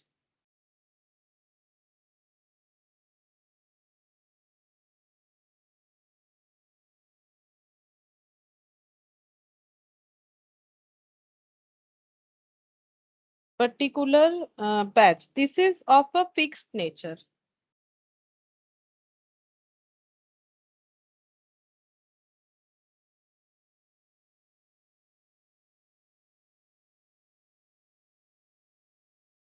Therefore, when the size of batch is large, setting up cost per article in the batch is lower, ठीक है। क्या बताया जा रहा है, देखो यहाँ पर सेटिंग अप कॉस्ट क्या होता है, यहाँ पर this is the cost of setting the machine and tools for a production of a particular batch. कोई भी बैच में जो हम लोग कुछ भी मैन्युफैक्चर कर रहे हैं, मैन्युफैक्चर करने के पहले हमें मशीन टूल्स को सेटअप करना पड़ता है, ठीक है। अगर तुम लोग कभी मतलब कहीं खाने भी जा रहे हो, ठीक है, कोई रेस्टोरेंट हो या जो भी हो, अगर खाने जा रहे हो तो वहां पर देखो कुछ अगर बनाने के लिए बोले हो, ठीक है, वहां पर मान लो चाउमीन ही बनाने के लिए बोले हो, तो मान लो एक जन गया, वो चाउमीन बनाने के लिए बोल रहा है, ठीक है, तो वो बना रहे हैं, तो फिर उसमें क्या होगा, कढ़ाई गरम होगा, फिर उसमें वो प्रोसेस करेंगे, जो भी प्रोसेस करना है, फिर बना के देंगे। अब मान लो इतने में और भी 3 लोग आ गए, तो वो कढ़ाई गरम था, उसमें बनता गया, ठीक है, लेकिन मान लो फिर 1 घंटा बाद कोई आया, तो फिर से उनको वही प्रोसेस दोहराना पड़ेगा, फिर से सेटअप करना पड़ेगा, फिर से उनका अलग से खर्चा होगा, लेकिन गैस गर्म था और उसी में वो काम करते गए, कढ़ाई गर्म था, तो उन्हें फिर सेटिंग अप कॉस्ट नहीं लगाना पड़ा, ठीक है। तो सेटिंग अप कॉस्ट ये होता है कि मशीन एक बार चलना स्टार्ट हो गया और उसमें अगर प्रोडक्शन होते जा रहा है, होते जा रहा है, होते जा रहा है, ये ज्यादा बेनिफिट होता है, क्योंकि बार बार अगर रोक रोक के हम लोग करेंगे तो हमारा सेटिंग अप कॉस्ट बढ़ता है, ठीक है। तो हम ये समझाना चाह रहे हैं कि what is the setting up cost. अब क्या बोल रहा है, देखो, this is a fix nature, ये नॉर्मली फिक्स नेचर का होता है, वेरिएबल नहीं होता है। Therefore, when the size of batch is large, अगर batch size large है, setting up cost per article in the batch is lower। मतलब मान लो कि एक साथ 5 प्लेट चाउमीन का ऑर्डर आया, ठीक है, 5 प्लेट का ऑर्डर आया, ठीक है। तो इसमें क्या होगा, उनका मान लो जो भी सेटिंग अप कॉस्ट लगा, सेटिंग अप कॉस्ट का मतलब है कि गैस को ऑन करना, उसके बाद कढ़ाई गर्म हुआ, उसके बाद उन्होंने बनाना स्टार्ट कर दिया, तो ये जो प्री काम जो भी उन्होंने किया, ठीक है, that is called setting up cost. तो ये 5 प्लेट जो बना उस पे ना सेटिंग अप कॉस्ट बस एक बार ही लगा, उसके बाद 5 प्लेट लगातार एक साथ क्योंकि ऑर्डर आया, तो उसमें 5 प्लेट का खर्चा बहुत ही कम आएगा। ठीक है, मान लो एक बार सेटिंग अप करने पे खर्चा होता है फॉर एग्जांपल 10 रुपए, ठीक है, तो 5 प्लेट पे 2 रुपए करके हर प्लेट पे सेटिंग अप कॉस्ट आ गया। ठीक है, लेकिन मान लो ये 5 प्लेट का ऑर्डर ऐसा नहीं आया, पहले आया एक प्लेट का, फिर 15 मिनट बाद एक प्लेट, फिर 15 मिनट बाद, तो हर एक बार 10 रुपए करके सेटिंग अप कॉस्ट लग गया, क्योंकि अगर हम लोग का जो है ओवन जो है वो बंद हो जाता है, फिर उसको बनाएंगे, मतलब फिर से उसको ऑन करेंगे, वो गर्म होगा, फिर से उस पे काम चलेगा, तो इससे क्या होता है हम लोगों का हर बार सेटिंग अप कॉस्ट 10 करके लग जाएगा। ठीक है, लेकिन अगर एट ए टाइम ऑर्डर आएगा तो हमारा कम होगा, तो वही बोल रहा है सेटिंग अप कॉस्ट जो है वो पर आर्टिकल कम हो जाएगा अगर हम लोग का क्या होता है, बैच साइज कम होता है। ठीक है, जैसे ये 5 प्लेट का बैच साइज था, ठीक है, मतलब ये लॉट है, ये एक बैच में कितना ऑर्डर आया है, 5 प्लेट का। ठीक है, अब ये एग्जांपल थोड़ा सा चेंज करते हैं, मान लो उसके बाद एक बैच में ऑर्डर आया 10 प्लेट का। ठीक है, 10 प्लेट का ऑर्डर आया, ठीक है, तो इसमें देखो 10 प्लेट का ऑर्डर आया, तो यहाँ पर एक एक रुपया खर्चा पड़ेगा। ठीक है, पर प्लेट पे एक एक रुपया खर्चा पड़ेगा, वही बोल रहा है when the size of the batch is large, यहाँ पर देखो size of the batch large हो गया, setting up cost per article in the batch is lower, यहाँ पर एक प्लेट पे 1 रुपया का खर्चा आएगा, जहां पर यहाँ पर एक प्लेट पे 2 रुपए का खर्चा आ रहा है। ठीक है, तो यही चीज बोला जा रहा है यहाँ पर। अच्छा, सेटिंग अप कॉस्ट तो मैंने समझा दिया, और एक कॉस्ट हमें समझना पड़ेगा।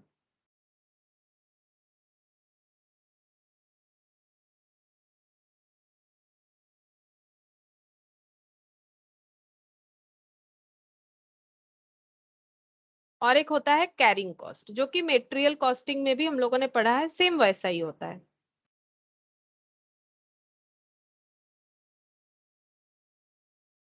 कैरिंग कॉस्ट,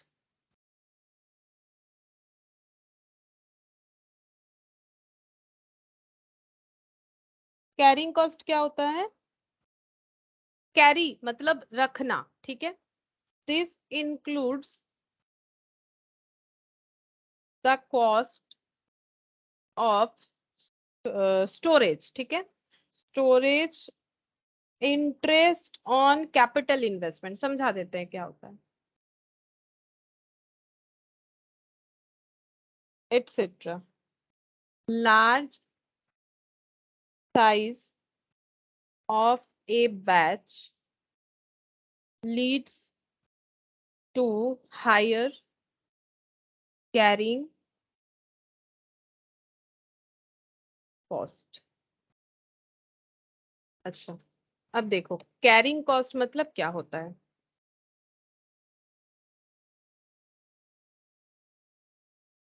कैरिंग कॉस्ट का मतलब होता है कि मेटेरियल को रखने का खर्चा, जो चीज हम लोग प्रोडक्शन कर रहे हैं उसके रिगार्डिंग कोई ना कोई मेटेरियल तो होगा जिससे वो प्रोडक्ट बनने वाला है, तो मेटेरियल को कैरी करने का यानी रखने का जो खर्चा होता है उसको हम लोग बोलते हैं कैरिंग कॉस्ट। यहाँ पर क्या क्या कैरिंग कॉस्ट हो सकता है, कॉस्ट ऑफ स्टोरेज, मतलब मान लो गोडाउन लिया हुआ है तो उसका रेंट चल रहा है, ठीक है, तो वो क्या हो गया, कॉस्ट ऑफ स्टोरेज हो गया। इंटरेस्ट ऑन कैपिटल इन्वेस्टेड क्यों बोल रहा है, कि हम लोगों ने जो रॉ मटेरियल खरीदा है, सपोज वो लोन लेके खरीदा है, ठीक है, तो इसमें हम लोग का क्या लग रहा है, हम लोगों ने इन्वेस्टमेंट किया है मटेरियल पे और उससे हम लोग काम करेंगे, लेकिन लोन पे लिया है तो इंटरेस्ट हो रहा है, तो कैरिंग कॉस्ट हो गया, मटेरियल को खरीद के रखने के लिए हमें इंटरेस्ट बेयर करना पड़ रहा है। ठीक है, इस तरह का खर्चा हो सकता है।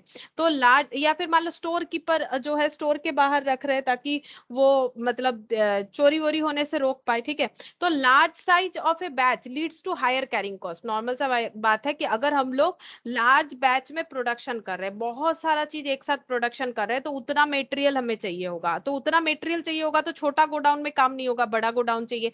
एक मान लो स्टोर कीपर से काम नहीं होगा, 2-3 स्टोर कीपर रखना पड़ेगा। ठीक है, एक मान लो जो सिक्योरिटी गार्ड से काम नहीं हो रहा है, 3-4 सिक्योरिटी गार्ड रखना पड़ रहा है बाहर, या फिर कम कैपिटल इन्वेस्टमेंट में काम नहीं हो रहा ज्यादा, तो जितना ज्यादा हम लोग प्रोडक्ट बैच का साइज बड़ा करेंगे उतना ज्यादा मटेरियल लगेगा और कैरिंग कॉस्ट उतना ज्यादा होगा। ये just opposite of setting up cost होता है। देखो, जितना ज्यादा बैच साइज होगा सेटिंग अप कॉस्ट उतना कम होता है। ठीक है, और जितना ज्यादा बैच साइज होगा कैरिंग कॉस्ट उतना क्या होता है, कैरिंग कॉस्ट उतना ज्यादा हो जाता है। ये दोनों कॉन्ट्राडिक्टेड है, ठीक है। मतलब बैच साइज, ये देखो इसका कंक्लूजन क्या आ गया, कंक्लूजन ये आ रहा है कि बैच साइज अगर बढ़ जाता है तो कैरिंग कॉस्ट जो है वो भी बढ़ जाएगा, ठीक है। और बैच साइज अगर बढ़ जाता है तो जो हम लोग का सेटिंग अप कॉस्ट है वो कम हो जाएगा, ठीक है। क्योंकि सेट सेट करने में, मशीन टूल्स को सेट करने में एक ही बार टाइम लगेगा। और बैच साइज अगर कम हो जाता है तो कैरिंग कॉस्ट भी कम हो जाएगा। और बैच साइज अगर कम हो जाता है तो सेटिंग अप कॉस्ट जो है ज्यादा हो जाएगा, ठीक है। तो दोनों देखो ऑपोजिट है। अगर बैच साइज बढ़ेगा कैरिंग कॉस्ट बढ़ेगा, बैच साइज बढ़ेगा तो कैरिंग, मतलब ऑपोजिट, बैच साइज इंक्रीज होगा तो carrying cost increase, batch size decrease होगा तो कैरिंग कॉस्ट डिक्रीज होगा। ये इसके साथ प्रोपोर्शनेट है, ये इसके साथ ऑपोजिट है। तो बेसिकली अगर देखो तो कैरिंग कॉस्ट और सेटिंग अप कॉस्ट ऑपोजिट है। एक में बैच साइज बढ़ने पे बेनिफिट है, एक में बैच साइज डिक्रीज होने पे बेनिफिट है, ठीक है। तो हम लोगों को क्या करना होता है, ईबीक्यू में हमें देखना पड़ेगा, हमें ऐसा कुछ करना है ताकि carrying cost equal to setting up cost हो जाए, ठीक है। अगर हम लोग ये कर पाते हैं तो इससे हमें मिल जाता है ईबीक्यू। इसका डिटेल्स अभी हम नहीं दिखा रहे, इसका मतलब डिटेल्स जरूरी नहीं है, एक तरह से ये बन जाता है। फॉर्मूला कैसे बना है, कैसे carrying cost equal to setting up cost होता है, ये हम जस्ट फॉर्मूला लिखवा दे रहे हैं क्योंकि हम मटेरियल कॉस्टिंग में ऑलरेडी डिस्कस करते हैं। तो मटेरियल कॉस्टिंग का क्लास अगर नहीं किया हुआ है तो जब करोगे तो इसका डिटेल्स हम बता देंगे कि कैसे करके ये दोनों इक्वल होता है, ठीक है। तो ईबीक्यू उसी तरह से बनता है। ईबीक्यू बनाने के लिए हमें ये दोनों कॉस्ट को इक्वल करना पड़ता है, ठीक है। और फॉर्मूला हम लोग का क्या हो जाता है, ईबीक्यू का फॉर्मूला हो जाता है 2 इंटू यू इंटू एस। अब देखो अलग अलग बुक में अलग अलग चीज लिखा हुआ हो सकता है फॉर्मूले में, ठीक है। यहाँ पर सी का मतलब कैरिंग कॉस्ट, ये सी के जगह कुछ और भी लिखा हुआ हो सकता है, वो चीज बोल रहे हैं। और एस का मतलब setting up cost, cost per batch. और यू का मतलब unit to be produced in a year, ठीक है। क्योंकि हर एक कंपनी का एक पूरे साल का तो एक टारगेट होगा कि पूरे साल में कितना यूनिट उनको प्रोड्यूस करना है, ठीक है। उसी हिसाब से वो अपना बैच जो है डिसाइड करेगी। और ईबीक्यू करने पे क्या होता है, कैरिंग कॉस्ट और जो सेटिंग अप कॉस्ट जो हमेशा ऑपोजिट होता है वो हमें इक्वल कर देना है। अगर इक्वल करेंगे तो उसमें जो क्वांटिटी में हम लोग प्रोडक्शन करना स्टार्ट करेंगे वो ईबीक्यू क्वांटिटी होगा, जो कि मोस्ट इकोनॉमिकल क्वांटिटी पे प्रोड्यूस करवाएगा हमें। कॉस्ट सबसे कम होगा और प्रॉफिट मैक्सिमम होगा। अब देखो इस पे क्वेश्चन पहला, from the following information calculate EBQ of a company using batch costing. Batch costing use करके हमें बताना है कि ईबीक्यू क्या होगा, ठीक है। तो देखो यहाँ पर ही कर देते, छोटा सा क्वेश्चन है, तुम लोग कॉपी में कर लो। ईबीक्यू कैलकुलेट करना है तो ईबीक्यू मतलब क्या हो जाएगा, root over of 2 into U into S divided by C, ठीक है। तो root over of 2 into U मतलब क्या होता है, एक साल में कितना यूनिट प्रोड्यूस करना है। तो देखो दिया हुआ है annual demand for the component, पूरे साल में कितना यूनिट का प्रोडक्शन करना पड़ेगा, 2400 यूनिट, क्योंकि ये एनुअल डिमांड दे रखा है तो ये इंटू कर दिया। इंटू यहाँ पर setting up cost per batch होना चाहिए, वही दे रखा है तो इंटू 100 कर देंगे, डिवाइडेड बाय कैरिंग कॉस्ट कितना है 6% पर एनम। एक साल में 6 रुपीज का खर्चा होगा अगर 100 रुपीज का मेटेरियल है। 6% पर एनम किस पे कैलकुलेट करेंगे, 6% मतलब 6/100। अगर 100 रुपीज का मेटेरियल है तो हमें 6 रुपीज का कैरिंग कॉस्ट उस पर चार्ज हो जाएगा। तो देखो यहाँ पर बोल दिया है कि मेटेरियल कितने रुपीज का है, एक यूनिट मेटेरियल का कॉस्ट है 200, तो एक यूनिट मेटेरियल को कैरी करने का खर्चा कितना होगा। तो 200 इंटू 6%, ये करेंगे तो पता चल जाएगा 200 इंटू 6% ये कितना होता है 12, ठीक है। ये हो गया 12, तो डिवाइडेड बाय 12 हो जाएगा। एक्चुअली कैरिंग कॉस्ट पे ये चीज लिख लो तो कभी गलत नहीं होगा। कैरिंग कॉस्ट जो मैंने यहाँ पर समझाया, carrying cost per unit per annum, पर यूनिट पर एनम। एक यूनिट का एक साल का कैरिंग कॉस्ट हमें ढूंढना होता है, एक यूनिट का एक साल का कैरिंग कॉस्ट ढूंढना होता है। अब देखो वही किया हम लोगों ने, एक यूनिट का एक साल का, क्योंकि ये पर एनम था, ठीक है। तो 6% लगाया तो पूरे एक साल में 200 रुपए का मेटेरियल को कैरी करने का खर्चा 12 रुपीज हुआ, ठीक है। एंड 200 जो है वो एक यूनिट मेटेरियल का खर्चा है, ठीक है। तो ये हो गया। तो यहाँ पर 12, अब इसको कैलकुलेट करके देख लो, 2 इंटू 2400 इंटू 100 डिवाइडेड बाई 12, तो ये हो जाएगा 40,000 रूट ओवर, और 40,000 का रूट लगाओ 200 यूनिट हो जाएगा। तो अगर हम लोग एक बैच में 200 यूनिट करके प्रोड्यूस करने का कोशिश करेंगे तो इसमें हम लोगों का क्या होगा, इकोनॉमिकली प्रोडक्शन होगा। मतलब सबसे सस्ता यही होगा कि 2400 यूनिट को प्रोड्यूस करने के लिए पूरे ईयर में हमें एक बैच में 200 यूनिट ही प्रोड्यूस करने चाहिए। मतलब पूरे साल में कितना बैच होगा, 2400 टोटल प्रोड्यूस करना है और एक बैच में 200 यूनिट प्रोड्यूस करना है, इसका मतलब 12 बैचेस होगा, है ना। 12 बैचेस होगा। तो ये भी अगर आंसर पूछता तो हम लोग बता सकते थे कि 12 बैचेस में पूरा प्रोडक्शन कंप्लीट होगा। लेकिन ये हम लोग तभी कर सकते हैं अगर हमें ईयरली डिमांड पता है, अदरवाइज नहीं कर सकते, ठीक है। तो ये हो गया इलास्ट्रेशन 7। नेक्स्ट देखते हैं। यहाँ पर देखो क्या बोल रहा है, इलास्ट्रेशन 8 में क्या बोल रहा है कि एक customer has been ordering 90,000 special design metal columns of the at the columns at the rate of 18,000 per order during the past year. The production cost comprises 120 for material, production cost है material के लिए 120 लगेगा, 60 for labor और 20 for fixed overhead। तो ये total खर्चा होगा unit को बनाने के लिए, ठीक है। मतलब जो चीज हम लोग मैन्युफैक्चर करना चाह रहे हैं, डिजाइन मेटल कॉलम, अच्छा, it cost 1500 to setup for one run of 18,000 columns, ठीक है। तो एक रन मतलब एक बार सेटअप करने का खर्चा कितना होता है, 1500। सेटअप कॉस्ट कितना हो गया, 1500 हो गया। सेटअप कॉस्ट पर बैच होता है, ठीक है। वन रन मतलब एक बार रन करवाने से, ठीक है, ऑफ 18,000 कॉलम्स। अब देखो यहाँ पर बोल दिया था कि 90,000 का जो ऑर्डर आया है, ठीक है, मतलब हमें कस्टमर ने ऑर्डर कितना दिया, 90,000। इसके लिए बोल रहा है कि metal columns at the rate of 18,000 पर order during the past year. इसके पहले जब इन्होंने ऐसा प्रोडक्शन किया था तो वो 18,000 पर ईयर बेसिस पे हो रहा था, ठीक है। मतलब एक बार में 18,000 जो है प्रोडक्शन किया जा रहा था। And inventory carrying cost is 15%। Inventory carrying cost जो है वो 15% है, सिंस दिस कस्टमर में bye at least 5,000 columns this year. The company would like to avoid making 5 different production run. Find the most economic production run. बोल रहा है कि company नहीं चाहती है कि वो 5 बार मशीन को रन करवाए, तो सबसे इकोनॉमिक प्रोडक्शन रन क्या होगा। 5 बार करवाती थी, देखो 90,000 का जब भी ऑर्डर आता था एक बार में वो 18,000 पर ऑर्डर वो प्रोडक्शन करती थी। तो कितना बार उसको पूरे साल में इस ऑर्डर को एग्जीक्यूट करने के लिए कितना बार प्रोडक्शन करना पड़ेगा, 5 बार, है ना। 5 टाइम्स हो जाएगा, क्योंकि ऑर्डर कितने का है, 90,000 का जो भी प्रोडक्शन हो रहा है, और एक बार में कितना यूनिट बनाया जाता है, 18,000 यूनिट। तो 5 टाइम्स जो है लग जाता है पूरे ईयर में। लेकिन कंपनी ये 5 टाइम्स में नहीं करना चाहती है, तो फिर कंपनी को क्या करना पड़ेगा, तो कंपनी ईबीक्यू ढूंढेगी, क्योंकि उसको इकोनॉमिक प्रोडक्शन रन चाहिए। तो ईबीक्यू क्या होता है, 2 इंटू यू मतलब एनुअल डिमांड, दैट इज 90,000, और carrying cost, sorry setting up cost, setting up cost कितना है, 1500 होता है एक सेटअप का।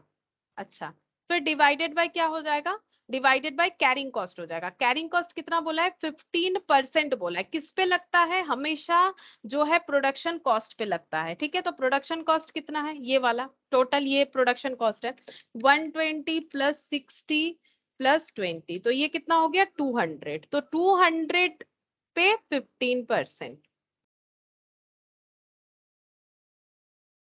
30, ये हो गया 30।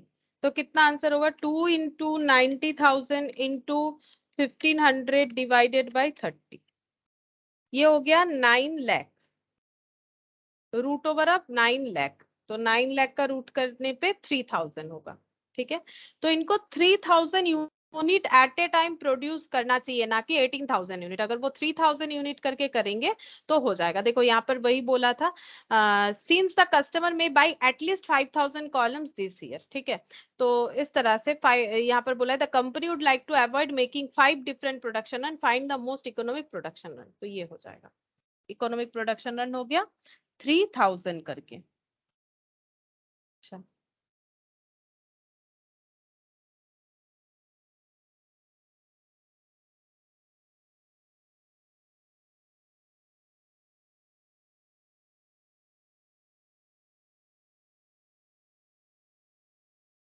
नाइन्थ नंबर देखो क्या बोल रहा है। AB limited is committed to supply 24,000 bearings per annum, एक साल में, मतलब ये यू हो गया। To CD limited, AB limited CD limited को सप्लाई करेगा एक साल में 24,000 bearings on a steady basis. It is estimated that it cost 10 paisa as inventory holding cost, मतलब वही कैरिंग कॉस्ट, होल्डिंग कॉस्ट मतलब ही कैरिंग कॉस्ट, होल्ड करना कैरी करना एक ही बात है, 10 पैसा करके, ठीक है, पर बियरिंग पर मंथ। लेकिन हमें पर एनम चाहिए होता है, मैंने फॉर्मूला में इसलिए लिखवा दिया एक साल का चाहिए होता है, क्योंकि एक साल के डेटा पे एक ही साल का कैलकुलेट करना है। तो ये 10 पैसा पर मंथ है पर बियरिंग पे, हमें इसको क्या करना पड़ेगा, ईयरली कैलकुलेट करना पड़ेगा। And that the setup cost per run of bearing manufactured is 324, ये हो गया सेटअप कॉस्ट। और कैरिंग कॉस्ट कैलकुलेट करेंगे, what would be the optimum run size for bearing manufacturing. Optimum run size मतलब ही EBQ, that is the optimum run size. तो 2 into you कितना हो गया 24,000, ठीक है। Setting up cost 324। Carrying cost कैसे कैलकुलेट करेंगे, तो कैरिंग कॉस्ट कितना है 10 पैसा बोला है, तो 0.10, यहाँ पर मेटेरियल कॉस्ट नहीं दिया हुआ है, लेकिन ये एक मंथ का है, तो पूरे साल का कितना होगा इंटू 12 कर देंगे, 12 मंथ का जितना होगा 0.1 इंटू 12, ठीक है, तो 1.2, तो 1.2 हो जाएगा।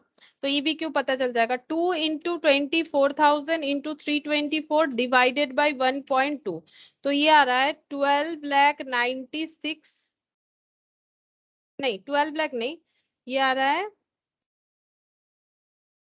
1,29,60,000, ठीक है। अब इसका रूट कर लो, 3,600 यूनिट, 3,600 यूनिट पे अगर हम लोग प्रोडक्शन करेंगे तो ये हम लोगों का क्या हो जाएगा, ऑप्टिमम रन साइज यानी कि ईबीक्यू होगा। What is the minimum inventory holding cost at optimum run size, ठीक है।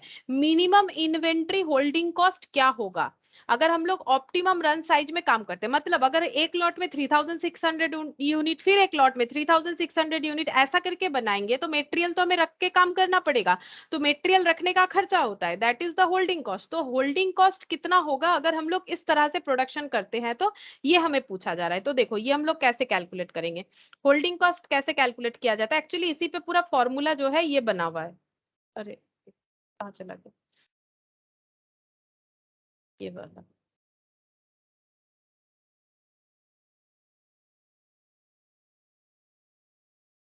हाँ देखो अब ये वाला आंसर करते हैं कि होल्डिंग कॉस्ट कितना होगा, तो कैरिंग कॉस्ट इक्वल टू क्या होगा, कैरिंग कॉस्ट का फॉर्मूला होता है हाफ, हम समझा देंगे क्या क्यों होता है, half into EBQ into carrying cost per unit per annum, ठीक है। Half into EBQ into carrying cost per unit per annum, actually carrying cost कितना होगा, जितना यूनिट हमें कैरी करना पड़ेगा पूरे साल भर, इसलिए इंटू किया जाता है carrying cost per unit per annum से। और ईबीक्यू बाई 2Q होता है क्योंकि मान लो हम लोगों के पास जो मेटेरियल है, हम लोगों ने जो पूरे साल के लिए ले रखा है, वहां पर पहले मेटेरियल को होल्ड करने का पूरे साल भर 12 मंथ्स होल्ड होगा, ठीक है। पहला नहीं, मान लो जो भी मेटेरियल है उसको यूज कैसे करेंगे, मान लो पहले मंथ में कुछ मेटेरियल यूज हुआ, फिर नेक्स्ट मंथ में कुछ मेटेरियल यूज हुआ, तो इस तरह से जो मेटेरियल सबसे लास्ट में यूज होगा वो 12 मंथ्स होल्ड हुआ, जब तक 12 मंथ्स नहीं आएगा जो मेटेरियल सबसे लास्ट में यूज हुआ वो 12 मंथ्स तक होल्ड में था, उसके आगे वाला 11 मंथ्स तक होल्ड में था, उसके आगे वाला 10 मंथ्स तक होल्ड में था, उसके आगे वाला 9 मंथ्स तक होल्ड में था, उसके आगे वाला 8 मंथ्स तक होल्ड में था। तो इस तरह से अगर हम लोग जैसे डेप्रिसिएशन कैलकुलेट करते हैं ना, मशीन कितने दिन होल्ड में था, उसी तरह से मेटेरियल कितने दिन होल्ड में था, तो उस तरह से हम लोग कैरिंग कॉस्ट कैलकुलेट कर सकते हैं कि 10 रुपए का मेटेरियल 8 मंथ्स होल्डिंग में था, तो 8/12 इसको होल्ड करने का जो खर्चा मान लो है 2 रुपए करके कितना होगा। तो ऐसे हमें अलग अलग मंथ का कैलकुलेट करना पड़ता, तो इसीलिए फॉर्मूला क्या किया गया, एवरेज कर दिया गया, एवरेज मतलब यहाँ पर इसीलिए हाफ हो जाता है, ठीक है, हाफ कर दिया जाता है। तो ये फॉर्मूला इसीलिए होता है। तो half into EBQ into carrying cost per unit per annum, तो देखो क्या होता है, हाफ ईबीक्यू कितना हो गया 3600, ठीक है, इनटू मतलब ये यूनिट बनाने के लिए कितना यूनिट हमें मटेरियल जो है कैरी करना पड़ेगा, तो इसका एवरेज कर दिया हम लोगों ने, इनटू हो जाएगा कैरिंग कॉस्ट कितना है 1.2 पर यूनिट पर एनम, तो देखो कितना होता है 3600 डिवाइडेड बाई 2 इंटू 1.2, तो ये हो गया 2160, 2160, ठीक है। फिर क्या बोला है, assuming that the company has a policy of manufacturing 6000 bearing per run, company का पॉलिसी है कि वो 6000 बियरिंग पर रन बनाते हैं, how much extra cost would the company be incur as compare to optimum run size in a, अगर A के जगह 6000 unit हर मंथ में प्रोड्यूस करेंगे तो फिर उनका बोला जा रहा है कि कॉस्ट कितना ज्यादा लगेगा, ये पूछा जा रहा है, ठीक है।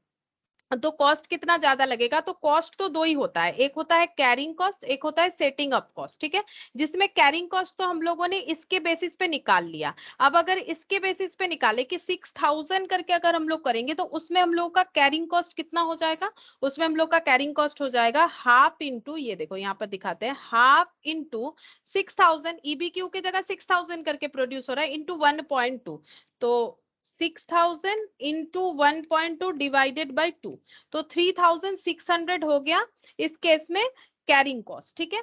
अगर हम लोग ये लेते हैं तो इसमें कैरिंग कॉस्ट ये बन जाता है, ठीक है, और अगर हम लोग ईबीक्यू लेते हैं तो कैरिंग कॉस्ट हम लोग का ये बन गया।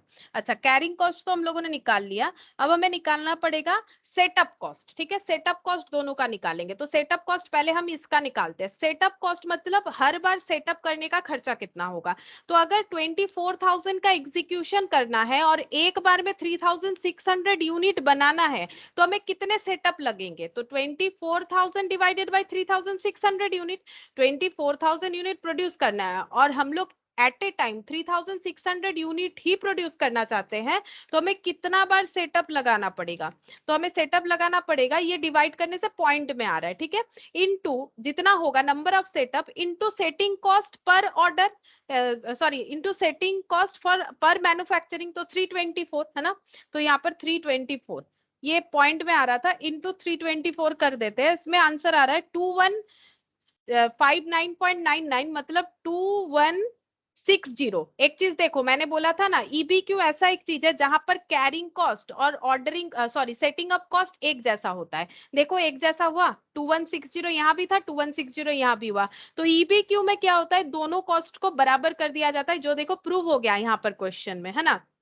अब हमें क्या करना है, सेम इसी प्रोसेस से ये सी पॉइंट के लिए हमें सेटअप कॉस्ट निकालना है, तो क्या हो जाएगा सेटअप कॉस्ट, 24,000 डिमांड फुलफिल करना है, at a time 6000 unit produce करना है, सेटअप कॉस्ट 324 है, तो कितना हो जाएगा 24,000 डिवाइडेड बाय 6000, मतलब 4 सेटअप लगेंगे, 4 इंटू 324, तो 1296, ऑब्वियसली ये कम ही होगा क्योंकि सेटअप तो कम बन रहा है ना, यहाँ पर सेटअप बन रहा है लगभग 6.667, यहाँ पर सेटअप बन रहा है 4 बार सेटअप लगाएंगे तो हम लोग का सेटअप कॉस्ट तो कम होगा, यहाँ पर 2160, यहाँ पर 1296 हुआ, ये देखो दोनों अलग अलग हुआ, यहाँ 3600, यहाँ 1296, बिकॉज ये ईबीक्यू अमाउंट नहीं है जहां पर हम लोग का दोनों कॉस्ट बराबर हो। तो टोटल कॉस्ट कितना हो गया, इसमें टोटल कॉस्ट कितना प्लस 3600, 4896, और यहाँ पर कितना हो रहा है 2160 प्लस 2160, यानी 4320, ठीक है, 4320, यहाँ पर हो गया 4896, तो अगर हम लोग 6000 पर रन प्रोड्यूस करेंगे तो हमारा खर्चा आएगा इतना, और अगर हम लोग उसी चीज को 3600 यूनिट करके प्रोड्यूस करेंगे तो खर्चा आएगा इतना, ठीक है। तो हम लोगों को ये वाला प्रोसेस ही लेना चाहिए, वैसे भी ये ईबीक्यू है, इसमें कैरिंग और ऑर्डरिंग सेम किया जाता है, इससे चीपेस्ट हो ही नहीं सकता ये वाला प्रोडक्शन, ठीक है। तो ये कितना एक्स्ट्रा लग जा रहा है, माइनस करके देख लेते हैं, 4896, तो 576 एक्स्ट्रा लग जाएगा, यही बोला था यहाँ पर, ठीक है, कितना एक्स्ट्रा कॉस्ट लगेगा, 576 एक्स्ट्रा कॉस्ट लगेगा अगर हम लोग ईबीक्यू के जगह ये ऑप्शन लेते हैं, वही हमसे पूछा गया था कि कितना एक्स्ट्रा कॉस्ट लगेगा।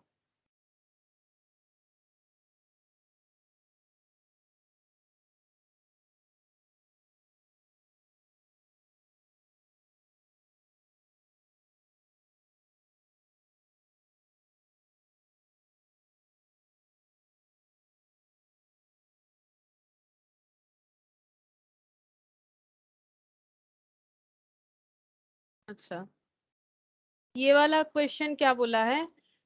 ये वाला क्वेश्चन थोड़ा सा लेंदी होगा, मतलब क्वेश्चन तो आसान है बट इसका कैलकुलेशन थोड़ा लेंदी होगा, क्योंकि यहाँ पर 3 कंपोनेंट के लिए हमें कैलकुलेट करना पड़ेगा। तो वैसे भी ये बैच कॉस्टिंग का लास्ट क्वेश्चन है, ठीक है, ज्यादा बड़ा चैप्टर नहीं है, तो ये कंप्लीट ही हो जाता है।